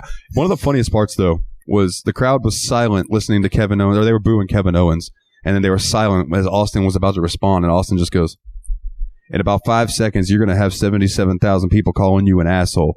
And as soon as he said to the whole crowd, asshole, asshole. Oh, yeah. It was great. But they had a match, and it was pretty good. It was more of a, it was Stone Cold style. It was a brawl more than anything. That reminds me of something that always was weird to me. Do you remember watching WWF or WWE back in the day, and the crowd would start chanting asshole? They always censored the word hole, not the word ass. Yeah. I've seen that in a lot of TV shows. Like, why censor hole and not censor the actual curse word in there? I've always wondered that, because there's been TV shows that be like, you're an ass, beep. And you're like, yeah, it's like, why? What sense does that make? I don't know. I really don't know. I guess because no, I don't even have it. I don't have a defense for it. I don't know. I really don't. Anyways, that's basically it. And then I had another comment about UFC and WWE. So, like, I've always been of them. There are like people out there who just fucking hate professional wrestling, and they are all about UFC. They're like, professional wrestling is gay, it's fucking dumb, it's fake, blah blah blah. I watched UFC where the dudes are in their underwear and they hug a lot. Yeah. I watch UFC where a dude lays on the mat embracing another guy for 3 minutes straight till the bell rings. Yeah. Man sport. Yeah. I enjoy UFC video games. I've never once sat down and watched a UFC fight and afterwards been like, fuck, I can't wait to see another one of those. It's always been like, that was cool, I guess. I'm the opposite. I think it's more of just human nature of bloodlust. But I used to be bigger into it. Like when Conor McGregor was doing his run, when Brock Lesnar was in UFC. I watched it but I like heavyweights because, like I said, I want to watch some dude get the shit beat out. I don't want to watch two 115-pound guys swing at each other and wrestle on the mat. I want to see two dudes that are 235 pounds of muscle just beating the shit out of each other like sledgehammers on concrete until one of them is almost dead and his body's just I'm not doing this shit anymore. I'm done. I'm shutting off. That's fair. And yeah, that was always the ones that I like to watch too, was the heavyweight fights or even the light heavyweight fights. But I didn't give a shit about featherweight. No. or any of that. You know what I mean? No offense to them, but because they could probably kick my ass. But that's my thing about Ronda Rousey is I loved Ronda Rousey when she came into UFC because she had that dynamic. But like she had no real competition. None of these women that were in the UFC were at her level. So she's just dominating chicks in like 7-8 seconds. Well, then, Holly Holm steps up and she's an actual competitor. Ronda Rousey could have beat her, but she was so cocky at that point that she didn't even train to fight against like a stand-up fighter. She was just a wrestler. And Holly Holmes came in and literally kicked the shit out of her. And instead of being like, oh, well, I lost one, time to get back on the horse, she fucking hid for months and months. And then literally, you got the sport still going. You have women earning number one contender spots, but then Ronda Rousey says, I'm ready to come back, and they give her a title shot. I'm like, that's fucking bullshit. Like, these other women have been working for this, and you're giving it to her because, as we both know, she's going to sell tickets. She's going to sell T-shirts and pay-per-views and all that shit. And she gets, luckily, like, I was enjoying every second of it. She got her ass beat again. So then she's like, I'm going to go do Fast and Furious movies and shit. And she wasn't very good at that either. I think wrestling's a good place for her to land because she is an athletic person. She has an insane level of athleticism. But I don't think she has that edge of real fighting anymore. So I think wrestling's a good place for her to be. But like you said, I don't think they should just toss her on the main card events either. I think she needs a little bit of work first. But the world is driven by the dollar, so. Absolutely, the almighty dollar. The reason I brought it up was because I was thinking about why I never got into UFC like I did wrestling. And I think it's because the same reason that I prefer games that have good story. You know what I mean? UFC is kind of like, here's this guy. They might talk a little shit to one another, but then they're just going to go in there and fight and it's over with, right? Yeah. That's kind of why I did enjoy Conor McGregor on the mic, because he was the closest thing to pro wrestling UFC had. He was like Vince McMahon, UFC. They got that swagger walking around. I'm fucking better than you. Fucking that swinging his arms and shit. Yeah. He would do the fucking Vince strut on purpose because he knew it pissed people off. And I love that. He's a fucking heel. And if he ever decides to go to WWE, he's going to make a lot of money.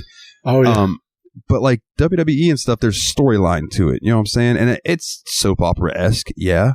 But fuck, there's a reason that there's soap operas that have been on air for 60 fucking years. It's because old ladies really like that shit. And wrestling's been around for a long ass time. That's because dudes and ladies like that shit. And that was the best thing I'll say Vince McMahon ever did for wrestling, was create the ongoing feuds and stuff that they have. Whereas like, what's the term for it? They used to have a term for like squash matches or something back in the day where it was like, kind of like UFC, like you had these two guys fighting, there'd be a little bit of, I don't think they did as much commentary and shit back then, but there'd be a little bit of, oh, he hates his guts.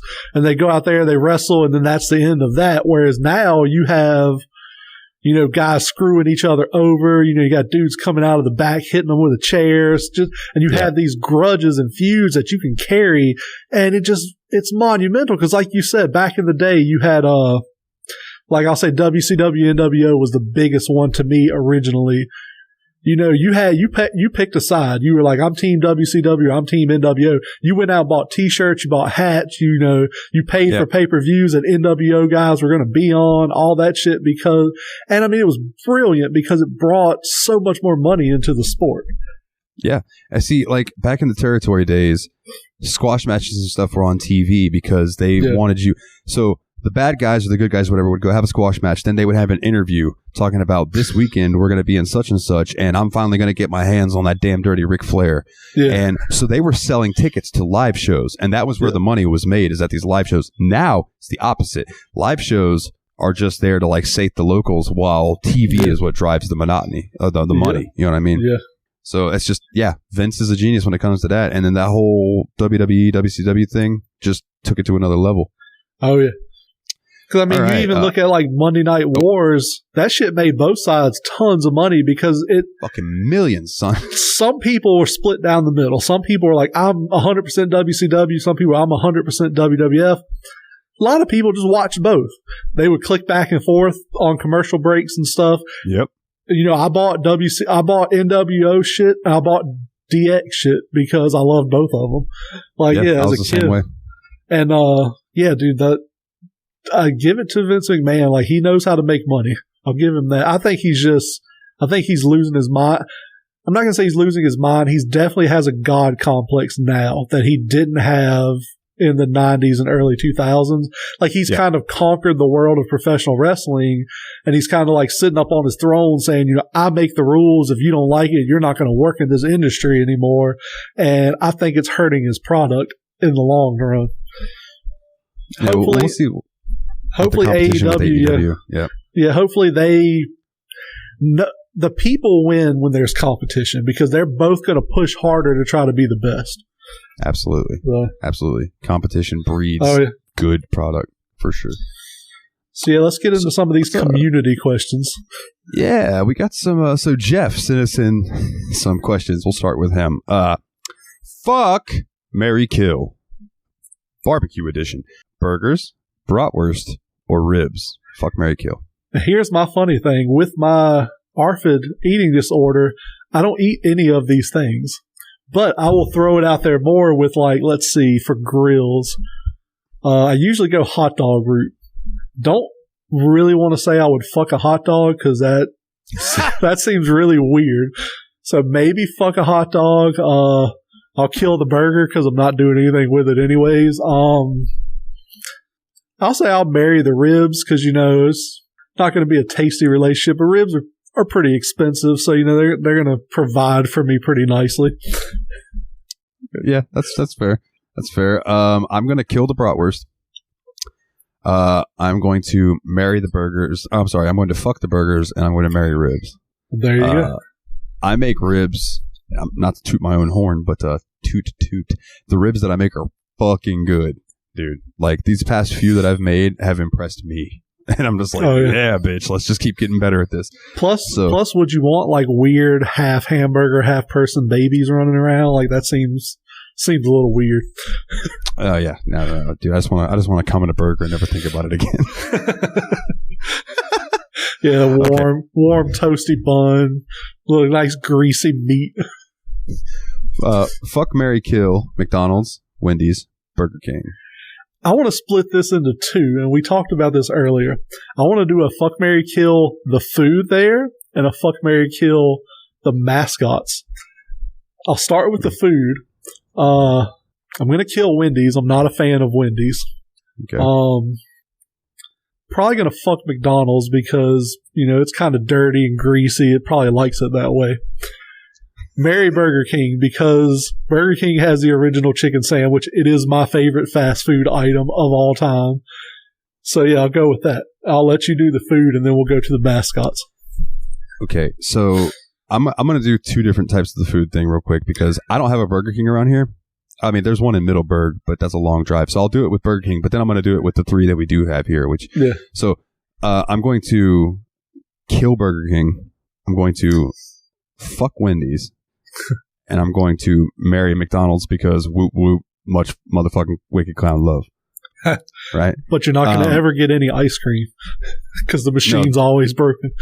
That's fine, but I mean, I'll get face paint on my crotch, and that's nice. That works too. But we don't have a Burger King here. We have a Hardee's. Oh, but that does not change my answer. Hardee's. I'm going to kill Hardee's, fuck Wendy's, and marry McDonald's still. So okay, so the mascots. Where are you going with that? Marry Wendy, fuck Ronald McDonald, kill the Burger King. See, I'm gonna fuck the Burger King and bend him right over that fucking open flame grill. Just fuck the shit out of him. I'm gonna marry Wendy's. I like redheads. And yeah, I'm gonna kill that fucking clown because he's creepy. There you go, just like right over the flame broiled burgers. I know people can't see this, but I have the mask of the Burger King guy, and I'm holding it up to the camera. Yeah, you got to put that on, and sneak around your town handing people Whoppers. Bro, I might get shot in my town. Probably so. They'd think that I'm imitating Jesus or something with this thing on, and they'd think I'm blasphemous. Dude, there's like over 100. There's 2 red lights in this town and over 100 churches. That just puts it into perspective. The American South. All right, yes, so he had one more fuck, marry, kill. Taco Bell, White Castle, Dairy Queen. Okay. Do you have White Castle there? Because we have Crystals. We have White Castle. I don't think there's any local, but there's White Castle burgers in the grocery stores too, so I can go with that. Yeah. I also have like White Castle in the grocery store, but around here, like we have Crystals, which I think is like how Carl's Jr. on the West Coast is Hardee's over here. It's like the same thing. It's the meth lab version of White Castle. Yeah. I'm going to. Oh man, I'm gonna fuck White Castle. I'm gonna marry Taco Bell. I'm gonna kill Dairy Queen because I haven't eaten Dairy Queen in over 10 years. See, I'm gonna kill White Castle. I'm gonna fuck Dairy Queen because they got the nice like blizzards and shit. Marry Taco Bell because that'd be some good food to have whenever you want. Yeah. Love that rat meat taco. So good. Oh god. Oh god. Fuck the steak. Fuck the chicken. Give me that weird beef. It's like, dude, I'm not eating Taco Bell because I want authentic Mexican cuisine. I'm eating Taco Bell because I'm broke as fuck and I want a taco. Yeah, I need grease to soak up the alcohol, please. Dude, have you seen, speaking of Taco Bell, have you seen the deal they have going now, the Taco Club? You pay $10. No. You pay $10 and you get a card, and you can get one free taco every day for 30 days with that card. And like, I pass Taco Bells all the time. If I was not on a diet, I would have that. I'd probably have like 3 of them. Get like 3 tacos a day, every day for a month. It would cost $30, which means I would literally get lunch every day of the month for $1. Fuck yeah. Like, you can't beat that, right. Man. Hell no. Let's see. Jeff had another question that wasn't food related. What was your favorite adventure? You were very sad when it came to an end. Jeff, you worded this really shittily, bro. I love you. What was your favorite adventure? I think he meant where you were very sad when it came to an end. That might have been my fuck up. I don't know if that's one I copy pasted or if I just typed it out myself. So I'll take the bullet for you, Jeff.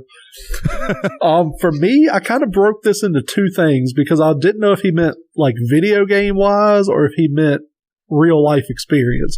For me, video games were the 2 Last of Us games.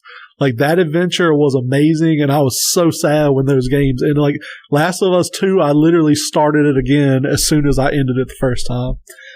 Real life, I got married in 2017. I went to Dublin for a week, and I was so sad to leave the country of Ireland because it was so amazing over there. I walked 5 to 10 miles a day just wandering around the city doing random stuff. I got a sunburn in Ireland, which is really weird.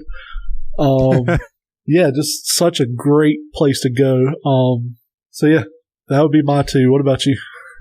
Okay, well, I can break it down into 2 as well. My gaming experience that I was just so good, and I was sad when it was over, will surprise no one who knows me, and that is Persona 5. Yeah, I can see that. So good. It's so goddamn good. No spoilers. It's so fucking good. If you like Pokemon, play Persona. If you're an adult and you like Pokemon, Persona's like Pokemon for adults. There's a lot of mature themes, things that are touched on. But in the end, you're gathering demons and then like catching them like Pokemon, but then you can fuse demons together like Digimon. It's just a cool system. So, like I said, no spoilers or anything. Persona 5 is definitely my gaming choice. But for an adventure, it was probably when me and my dad went to New Jersey. And then went into New York City to visit my brother and stuff. I remember you talking about that last week. That sounded like a pretty cool trip. Yeah, it was a super fun trip. And I would love. It just made me. I would love to go back to New York City. I wish I could afford to live there. Oh yeah, it's a cool fucking place, dude. I feel like New York City is like Seattle. It's really cool to live there if you're obscenely rich. If you're like poor, it's probably not that great of a place to be. Yeah, because Seinfeld used to make jokes about how expensive New York apartments were, and that was in the 90s. Yeah. So just imagine now. The next question was from my cousin Chris. Let me find my place. Said, what do you do if someone screws you out of money or an experience? So the story behind this, a girl that I was friends with, I introduced to him. His favorite band is Metallica. It always has been. He had never seen them live. There was a Metallica concert in Charlotte, which is about 3 hours away from where I live. So I couldn't get off work to go. So I told her, hey, I'll pay for your ticket if you will take Chris with you so he can see them. She's like, oh yeah, that's cool. I love Metallica, blah, blah, blah. Her name's Ashley. I'm not even going to change her name because fuck her. So I give her the money for her ticket. Unbeknownst to me, she goes to him and says, I need the money for your ticket and my ticket. So he gives her the money for both tickets, and then she fucks off and we never hear from her again. So, like, yeah, if I ever were to see her again, I'm going to cuss her out. But yeah, like, not only did he lose the money, which I mean, that sucks, but like, he lost that chance to go see them. Luckily, a few years ago, they came to town where we live. So I told him, I was like, I took off work. Fuck that bullshit. Me and you are going, and nobody else is going to get in the way of it. Me and him went and saw him. It was an amazing show.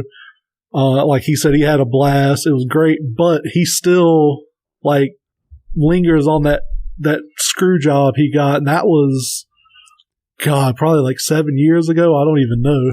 And like, yeah, it sucks. It was like I hate it for him. Like I said, dude, if I could do something about it, I would.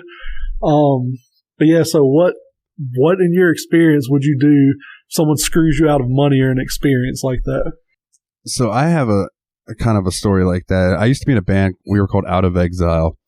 And it was me, my buddy Dustin on drums, and my buddy JP on bass. And JP, we got into this thing for Battle of the Bands in Jacksonville. Now, this was one of those shows where we had to sell enough tickets to prove that we should be worthy of coming to play there. It was like a stupid thing to sign up for, but we wanted some exposure. You know what I mean? And that's what was being promised, was exposure. In hindsight, it probably wouldn't have gone our way anyway. But anyway, still.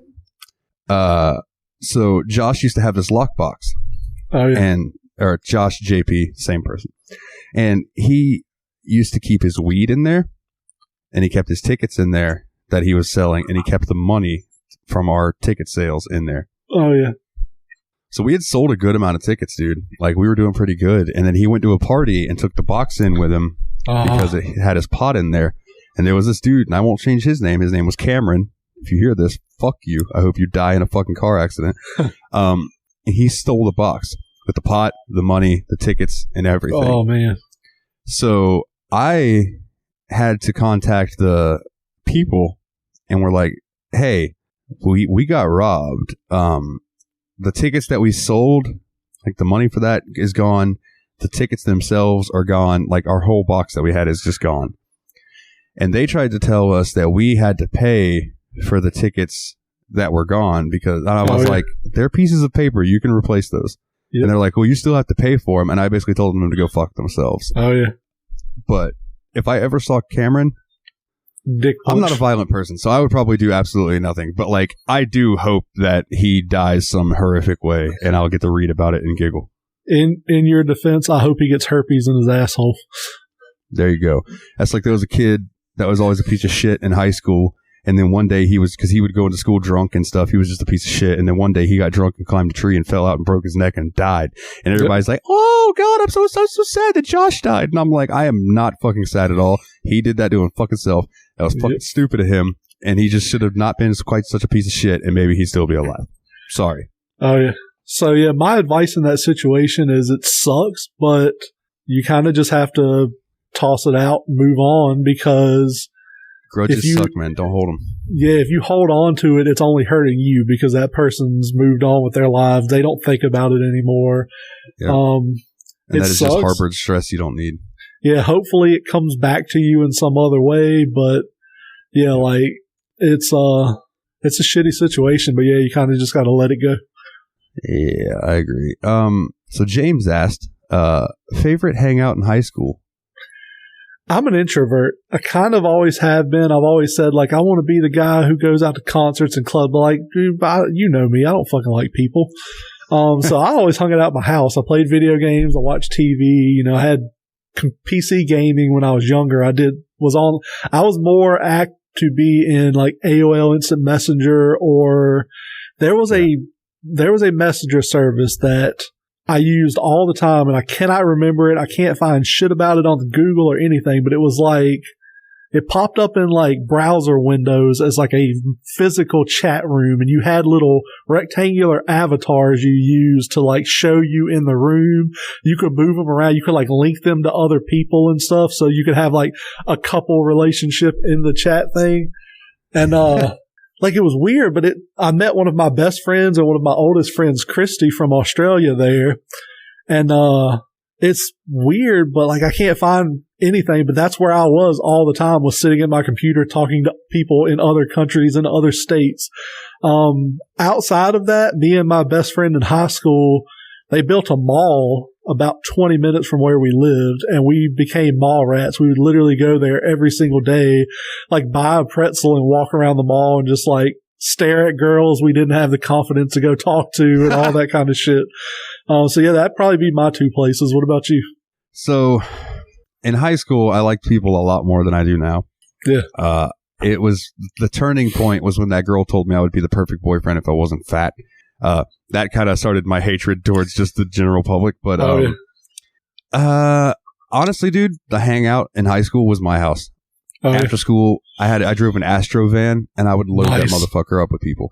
And I had a rule. I had a swimming pool back then. If you wanted to come hang out at my house, you got to jump in my pool naked. Nice. In front of everybody.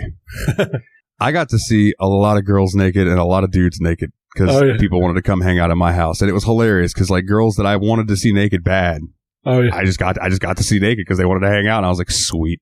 Now, so I have two questions about this. Okay. Any of the girls you were like, I really want to see her naked, was it disappointing when it actually happened? I think as a high school boy, no naked woman is disappointing, but one of them wasn't as bad, or I'm sorry, one of them wasn't as good as I thought it would be, but I also like wasn't super looking forward to seeing her. All the ones I really wanted to see, no, they were fucking wonderful. Now, second question. What, any of the dudes who hung at your house, were they rocking like massive dongs? Yes. My buddy Lyndon, he's got 4 toes on one of his feet, and we used to say that they took whatever's missing in his foot and put it in his dick, because that motherfucker's like 7 inches soft. Like, Jesus Christ. It's insane. To the point that he would like jump in my pool naked just randomly at parties and then walk around in a towel, and we'd be like, Lyndon, we want to have sex too tonight. Why don't you go put that fucking monster away? Like, goddamn, you're swinging it around for everybody to see. I'll tell you one that I remember fondly. Her name was Sam, and God, I miss this girl. She was beautiful. She was like part like I think half American, and she had some Asian in her. So like she had this beautiful face, dude. And she used to just randomly show me her titties all the time. She loved showing me her titties. I don't know what it was. She would just be like, hey, Dalton. And I'd look at her and she'd have her titties out. And I'd be like, sweet. And they were beautiful, perky little things. Then one day I got some balls and she pulled her titties out and was like, Dalton, don't you like my titties? And I went, yeah, you've showed me those a lot. I'd like to see some more of you. And I turned around to walk away and she went, where are you going? And I turned around and she dropped trow and spread that motherfucker for me. And was like, you like it? And I just went, yes. You're like, yes, I did. Because I wanted nothing more than to just pop on my knees and go over and give it a kiss, but I didn't. But yeah, dude, if you could go back to high school with the experience you have now, like, God, oh my God, my I'd be the most popular motherfucker. I know. There was one party we were having. Lyndon, the same guy I'm talking about with the big dick. I asked him. We were talking about eating pussy, and he's like, "No, I've never done that." And we were like, "What?" He's like, "I've had sex, but I've never eaten pussy. I don't know how, so I don't want to disappoint her." And I don't know what came over me. I looked at my friend Erin, who was this really attractive girl, and I went, Erin, can I eat your pussy? Can I eat your pussy while Lyndon watches so he can kind of get an idea what to do? And she went, absolutely, and just walked into my room, started taking her pants off, and I was like, nice. Yeah, you never expect that shit to work until it does. You're like, oh my God. I was like, Lyndon, follow me. So I walked him in there, and he watched me do it for about 5 minutes, and then he left the room, and I just kept going. Like, I'm just going to keep doing this until she tells me to stop. Yeah. My house was like the hangout. It was like everybody wanted to be there.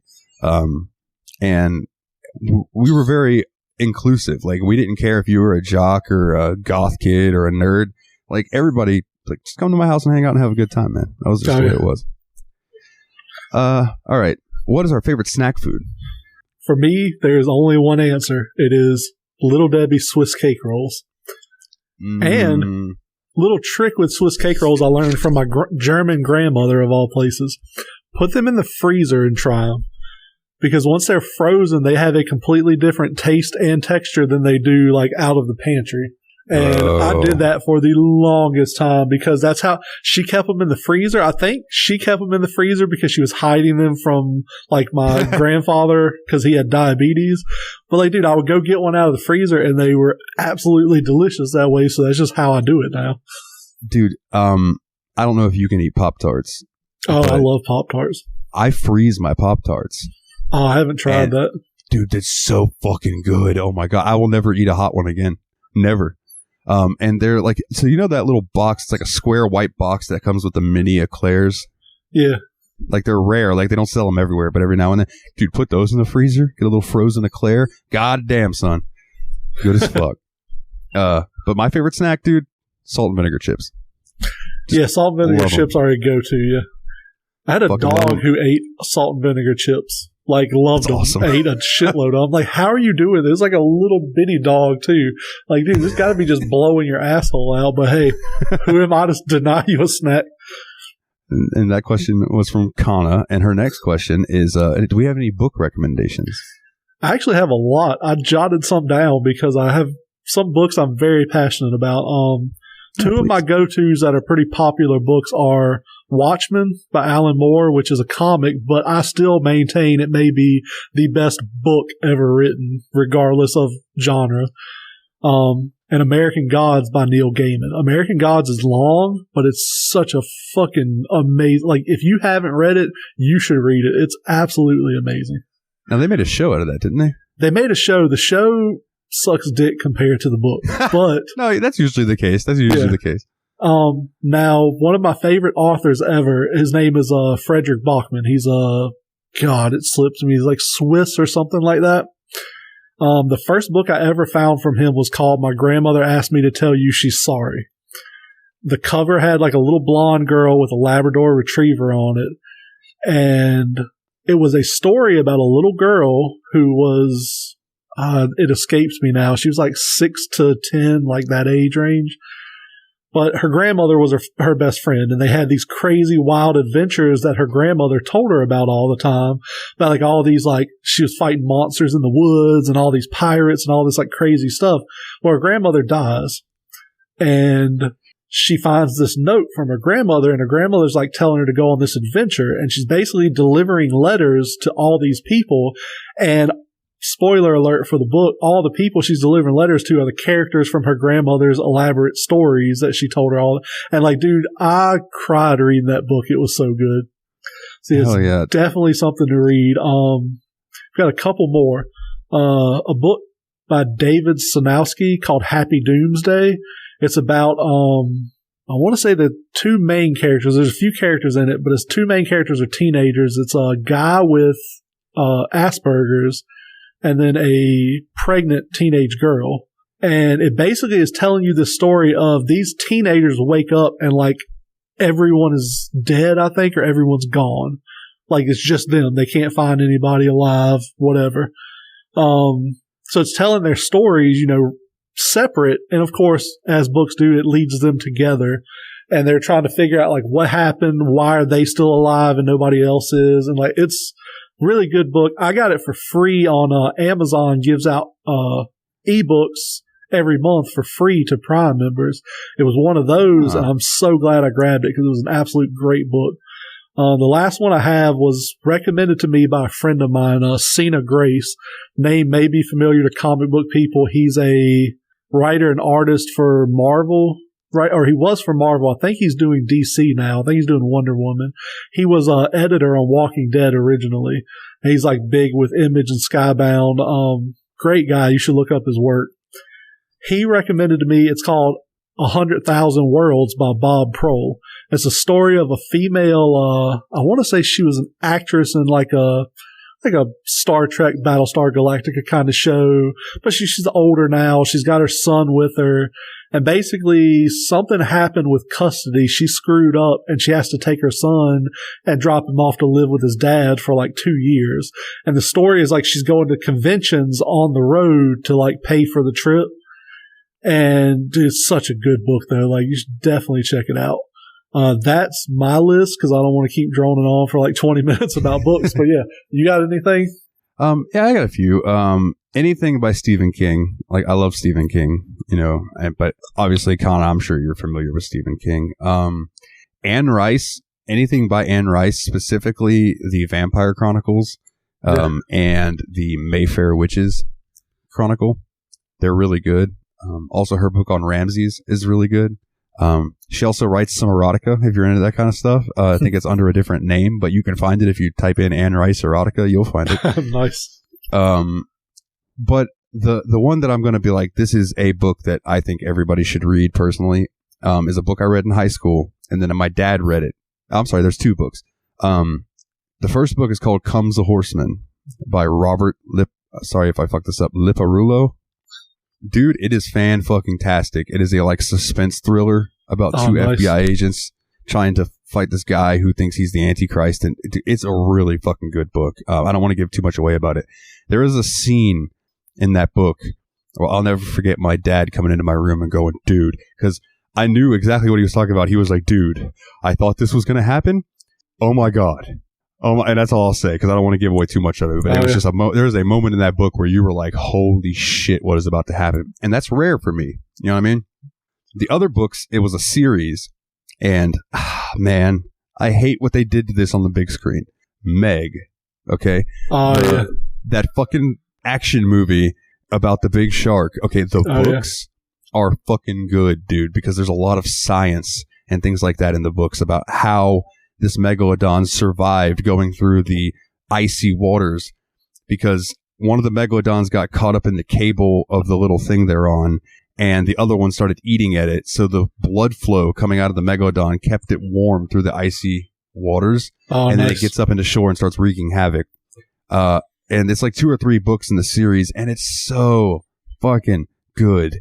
And I refuse to watch the movie because they just turned it into an action movie. I haven't seen the movie, but I've heard it's shit. Yeah. So I might have to check those books out.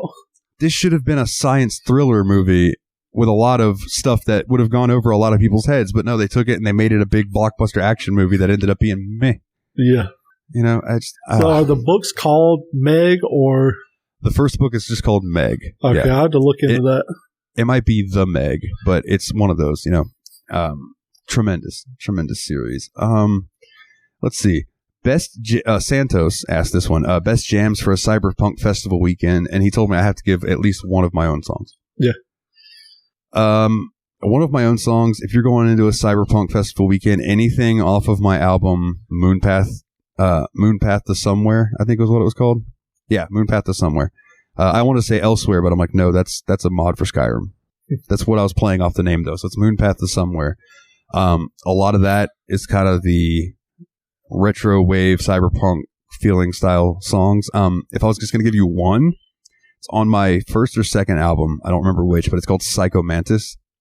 And that's probably the one I would give you to go for with my music. As far as other bands going into a cyberpunk style weekend, I have, let's see, 1, 2, 3, about 4 bands for you. Okay. First one is a band called Cybreed. They're tremendous. Second band, Fear Factory. Can never go wrong with Fear Factory. Third band is a band called Mechana. They do like epic space it's not opera, but it's like orchestral, and there's like atmosphere. It's like atmospheric metal. I don't know how to describe it. It's really good. All their shit tells one long story. It's good shit. The fourth band, let's see, another cyber metal style band that would be good for you. Try Nemic. It's Mnemic. Nemic. They're pretty good. What about you? So I'm gonna be a little on the nose with it. But check out, I know it's on Spotify, the Cyberpunk 2077 soundtrack is absolutely amazing. 2 songs specifically from it that I really love are No Save Point by Run the Jewels. I don't know if you listen to Run the Jewels. They're an amazing rap group. This song is written about the actual video game, so it's great. And then Chipping In by Samurai, I think, is an amazing song. Other than that, I would say if you did the first Death album by Death Clock, would probably be a pretty good one. Even Death Album 2, I think, would fit pretty well into that aesthetic. But yeah, definitely check out that Cyberpunk 2077 soundtrack, because it's all like dystopian EDM and stuff like that. Like, it's really fucking good music. The song, I think it's called Night City from that game, is so fucking good. It's the Night City. Like, it's just so fucking good, dude. Yeah, that's a good. But yeah, if you haven't listened to No Save Point, check that one out. It's pretty fucking good. I know you've listened to Samurai before, so I think Chippin' In was actually like one of the song that in the game, when you see like the flashbacks of Johnny Silverhand playing on the stage, I think that's the song they were actually playing during that. But it's a fucking amazing song. Hell yeah. Let's see. Courtney sent in a question and asked, what is one thing in life you'll never do again? So I had one glaring answer for this, and I tried to think of something else, and I could only come up with a stupid answer. My first answer is probably get married. Like, I got married once. It doesn't really change anything in your relationship dynamic other than title. And it's a pain in the ass to get out of. My divorce was amicable. We both agreed, like, this has run its course. There's no need to keep it going. And it was still a pain in the dick, especially in this state. They make you be separated for 12 months before you can file for divorce. And then guess what? My 12 months were up. There's a fucking pandemic going on, and people are rioting downtown where the courthouse is. Like, when I went finally the courthouse to get a date, there was still plywood on the doors where people had busted the glass out of the doors and stuff like that. So, like, it took longer, but I finally got it done. And yeah, it's just a fucking nightmare. So I'm not going to say I'll never, ever, ever, ever do it, but I do not ever plan on doing it again. Other than that, the only other thing I could think of is when I was a kid, I was told to, or I was dared to chew on a piece of tinfoil. I'll never fucking do that ever again. That I can guarantee you I will never do that again. Yeah, fuck that, dude. Oh my God. That's the worst. My cousin ate cat food, so I feel like I might have gotten the better end of that deal. I have like I don't know. My thing I never want to do again, I never want to take 4-ACO again, which is that stuff I told you I took 2, and then my body just disassociated from my voice.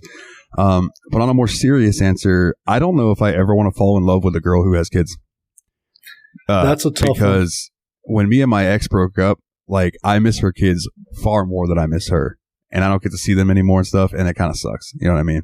Oh yeah. So that's something that I weigh on, and like, because I'm at the age where everybody makes the joke where they're like, "Oh, you're either going to be single or a stepdad." Yeah. And I'm leaning towards, man, I kind of like being single. Like, I can jack off 5 minutes, get back to doing what I was doing. This is true. I still say prostitution should be legal. I think if prostitution was legalized, you would see the divorce rate go down because not as many people would be getting married. You would see crime rates go down. Like, think of all the things that pent up sexual aggression cause. I agree. I think it should be set up more how they do it in Vegas, where it's like you call a number and somebody comes to you instead of going to pick up a streetwalker type thing. My thing about it is, say I run for governor, which I probably will never do because there's so many skeletons in my closet I'd never make it to the fucking race. I say legalize it, but make it you have to go to City Hall, get a license, you have to get health tested once a month or once every 2 weeks or whatever. You know, make a bunch of stipulations to keep people safe. Make it where you have to be licensed to be legally doing it, just like most other things, and tax the fucking shit out of it. Like, use that tax money to pay for universal mental health care or universal health care, any kinds of. But I say, like, if you legalize it that way, these girls who pick up a guy, take him in an alley and fuck him, and then say, "All right, you owe me $100," and he beats the shit out of her and leaves, she can't go to the cops because they're going to arrest her. She's licensed to do this job. She can go to the cops, and that guy can get arrested and get what he deserves, which is probably rape. 100%. Absolutely, dude. I do not disagree with that a bit. Yeah.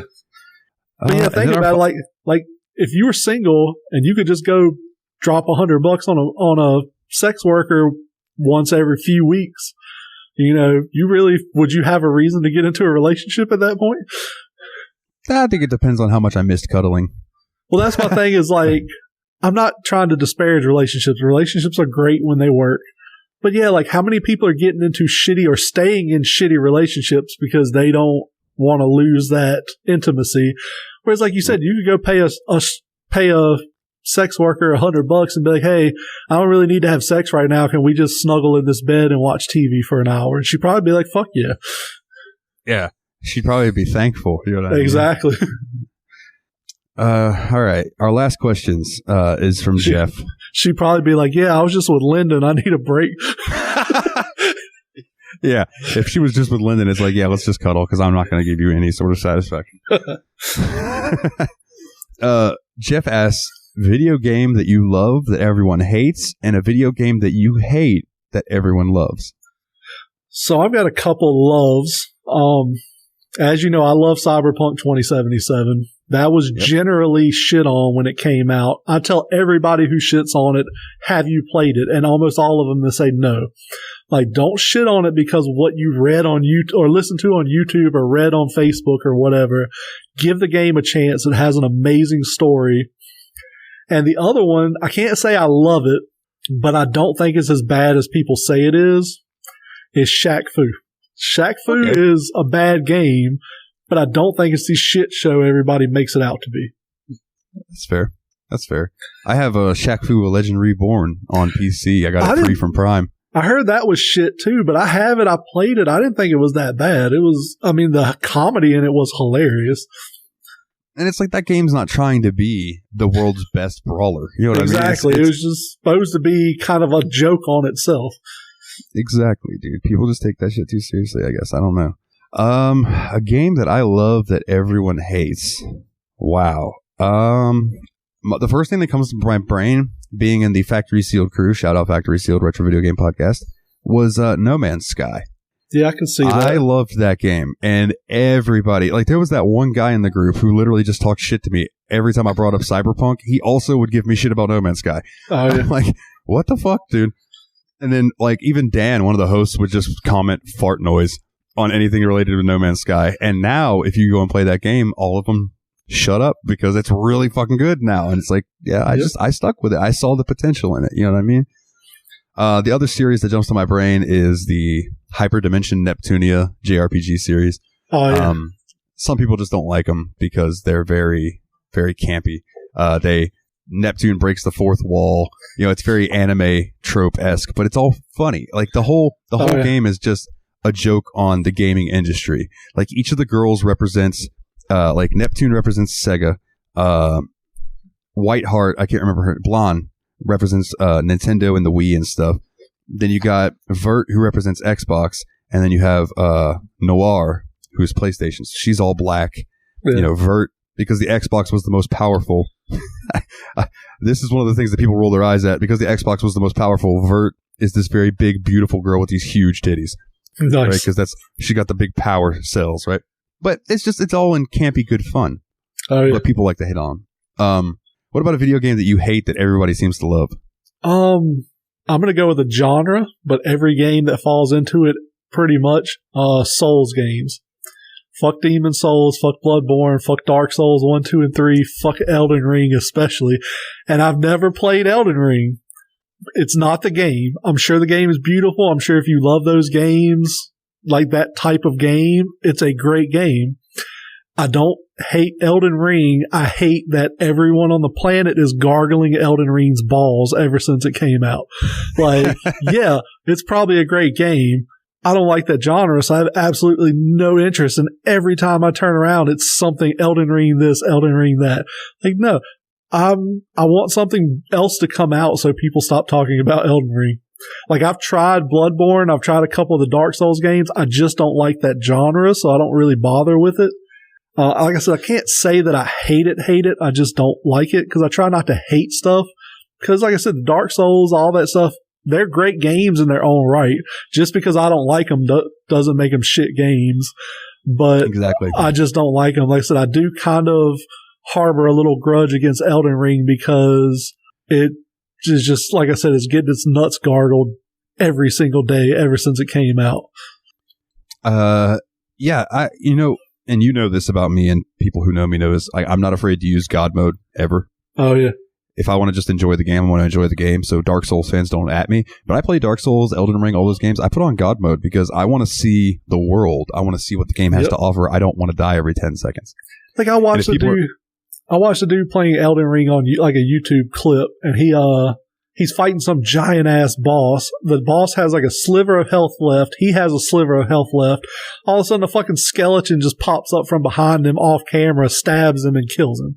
Like, yeah, fuck games like that. Like, no, dude, I don't want to fight the same boss 50 times. Yeah. That's boring to me. I want to kill his ass and move on. No, yeah, I completely agree. This next one's just me taking a jab because I really can't think of one that I hate that everyone loves, except Dead by Daylight. Oh, I wish I'd have thought of that one. God, Steph, I'm so sorry. I apologize. I know you really like this game. Mike, I'm not at all. That game sucks. If there was more to the gameplay loop. Now, hold on. I want to tell you. Adam, that has written us in and stuff, our buddy from Australia. He wrote me in the Steam Machine Discord earlier and posted a game called Bigfoot or something like that. Yeah, I saw that posted, yeah. Where it's like a Dead by Daylight-esque game, but you have a gun and you can shoot at Bigfoot and stuff. And that nice. That would change the game. If Dead by Daylight had a way for you to attack back at the guy, it'd be completely different. But as of right now, it's fucking hide and seek and fix things simulator, and I'm just not into that unless you're the killer. Even like Friday the 13th, you could pick up pocket knives or fireworks or something to stagger the killer so you could get away. Whereas my limited experience with Dead by Daylight, like you said, you're basically just waiting for him to find you and kill you. Like the killer moves insanely fast, so even if you're running away from him, they usually catch up to you. Anytime you try to work. The thing I didn't like the most about it was the quick time events with the generators. Like, it just pops up out of nowhere. Like, my reaction time's not the greatest, but by the time I see it, it's already past where you need to stop it. Like, absolutely. And yeah, I know what Steph's going to say. I could probably play it a lot and get used to it, but I don't want to because there's nothing enticing me to jump in there and play this game for 50 hours, 60 hours. Yeah, and she said something to me along the lines of the gameplay and stuff changes as you get higher level, more gets added to it and stuff. Yeah. I just can't see how, unless you're getting perks and stuff, but at the end of the day, you're still just running, fixing generators, and then like knocking down a pallet so the killer has to run around it. You know what I mean? Like, that's just all it is to me, and it's just not fun. And like, I may add shit. Conversation. It may add shit later on in the game, but if I'm hating playing it to get to that point, I'm never going to get to that point. Like, I picked games up and played them and was like, this sucks. And just put it like, one of my biggest stories is Fallout 4 and Star Wars Battlefront came out around the same time. I had never played a Fallout game, but I was a huge Star Wars fan, so I went and bought Star Wars Battlefront. I played like 3 matches and I was like, there's no fucking, like, it's a beautiful game, but there's no fucking substance to it at all. And I was like, man, this fucking sucks. So I went to Redbox and I rented Fallout 4 and I played like an hour of it and I was like, God damn it, I made the wrong choice. Like, went and bought Fallout 4 and played the shit out of it. But yeah, I don't think I play Battlefront anymore after that first day because it just fucking sucked. Yeah, they really did a good job upgrading it in Battlefront 2 with putting in the story mode and all of that. Yeah, I've heard Battlefront 2, they really but then like I even didn't pick that up because as soon as it came out, everything everybody talked about were microtransactions, how you could pay to get a Jedi and then just dominate everybody. I was like, I'm not about that life. I'm going to move on to something else. And then I never went back and did it anymore. I want to say that stuff got removed, but I'm not 100% sure. I think it did after all the backlash. They kind of balanced it out a little bit more. Yeah, for sure. Well, bro, this is the longest episode we've done so far. Yeah, I believe so. So if you would like to do the wrap up, then I will close us out. Hey, smoke weed every day. Yeah. Let's give the Facebook group again. It's facebook.com/groups/yet another BS podcast. That is correct. Yeah, come check us out. There's also the website is yabspod.com. It's just the abbreviation of our show. Where you can find the show notes. I do try to post links to like the videos and things like that that we talk about, so you guys can go and see what we're referencing. I might even, if I remember, I'll take a picture of the Burger King. I'll put the Burger King mask on and take a picture. Oh yeah, and I'll post that in the Facebook group or something. But yeah, we appreciate you guys joining us again for another episode, man. It's 5 episodes down. How do you feel? 5 down. At least 5 more to go, I'm guessing. At least. I will say we also have a email address for the show. If you want to ask questions or suggest topics, you want to remain anonymous, that would be the best way to do it. It is yetanotherbspod@gmail.com. Like if you want to reach out to either of us, we're both on Facebook. We're both on Twitter. Mine is at Just Call Me Jezza, Jezza. I don't remember yours, Dalton. I'll let you kick that out. I believe mine is at Super Nerd Dalton. All right. I do believe so. But I think you can also search Steam Machine Dalton, and I'll come up because that's my actual name on there. Yeah. But my at is Super Nerd Dalton. We're both in the Steam Machine Discord, so that's a good way to reach out to us too. Oh yeah, absolutely. By all means, dude. If you're listening to this and you want to come join in the Steam Machine Discord, and then you want to maybe listen to the Steam Machine too, that would be awesome. It's the link to that is bit.ly/TSMP Discord, all capital letters. If you want to listen to that show as well, it's a lot more polished than this show. There's less bullshit in it, but it's a good show. Thank you. Yeah, it's only more polished because we've been doing that one for over a year. So I don't think we'll be any more polished in a year. Fuck it. Who cares? Well, I guess let's wrap it up for this week, man. So for Jeremy, I'm Dalton, and as always, guys, take it easy.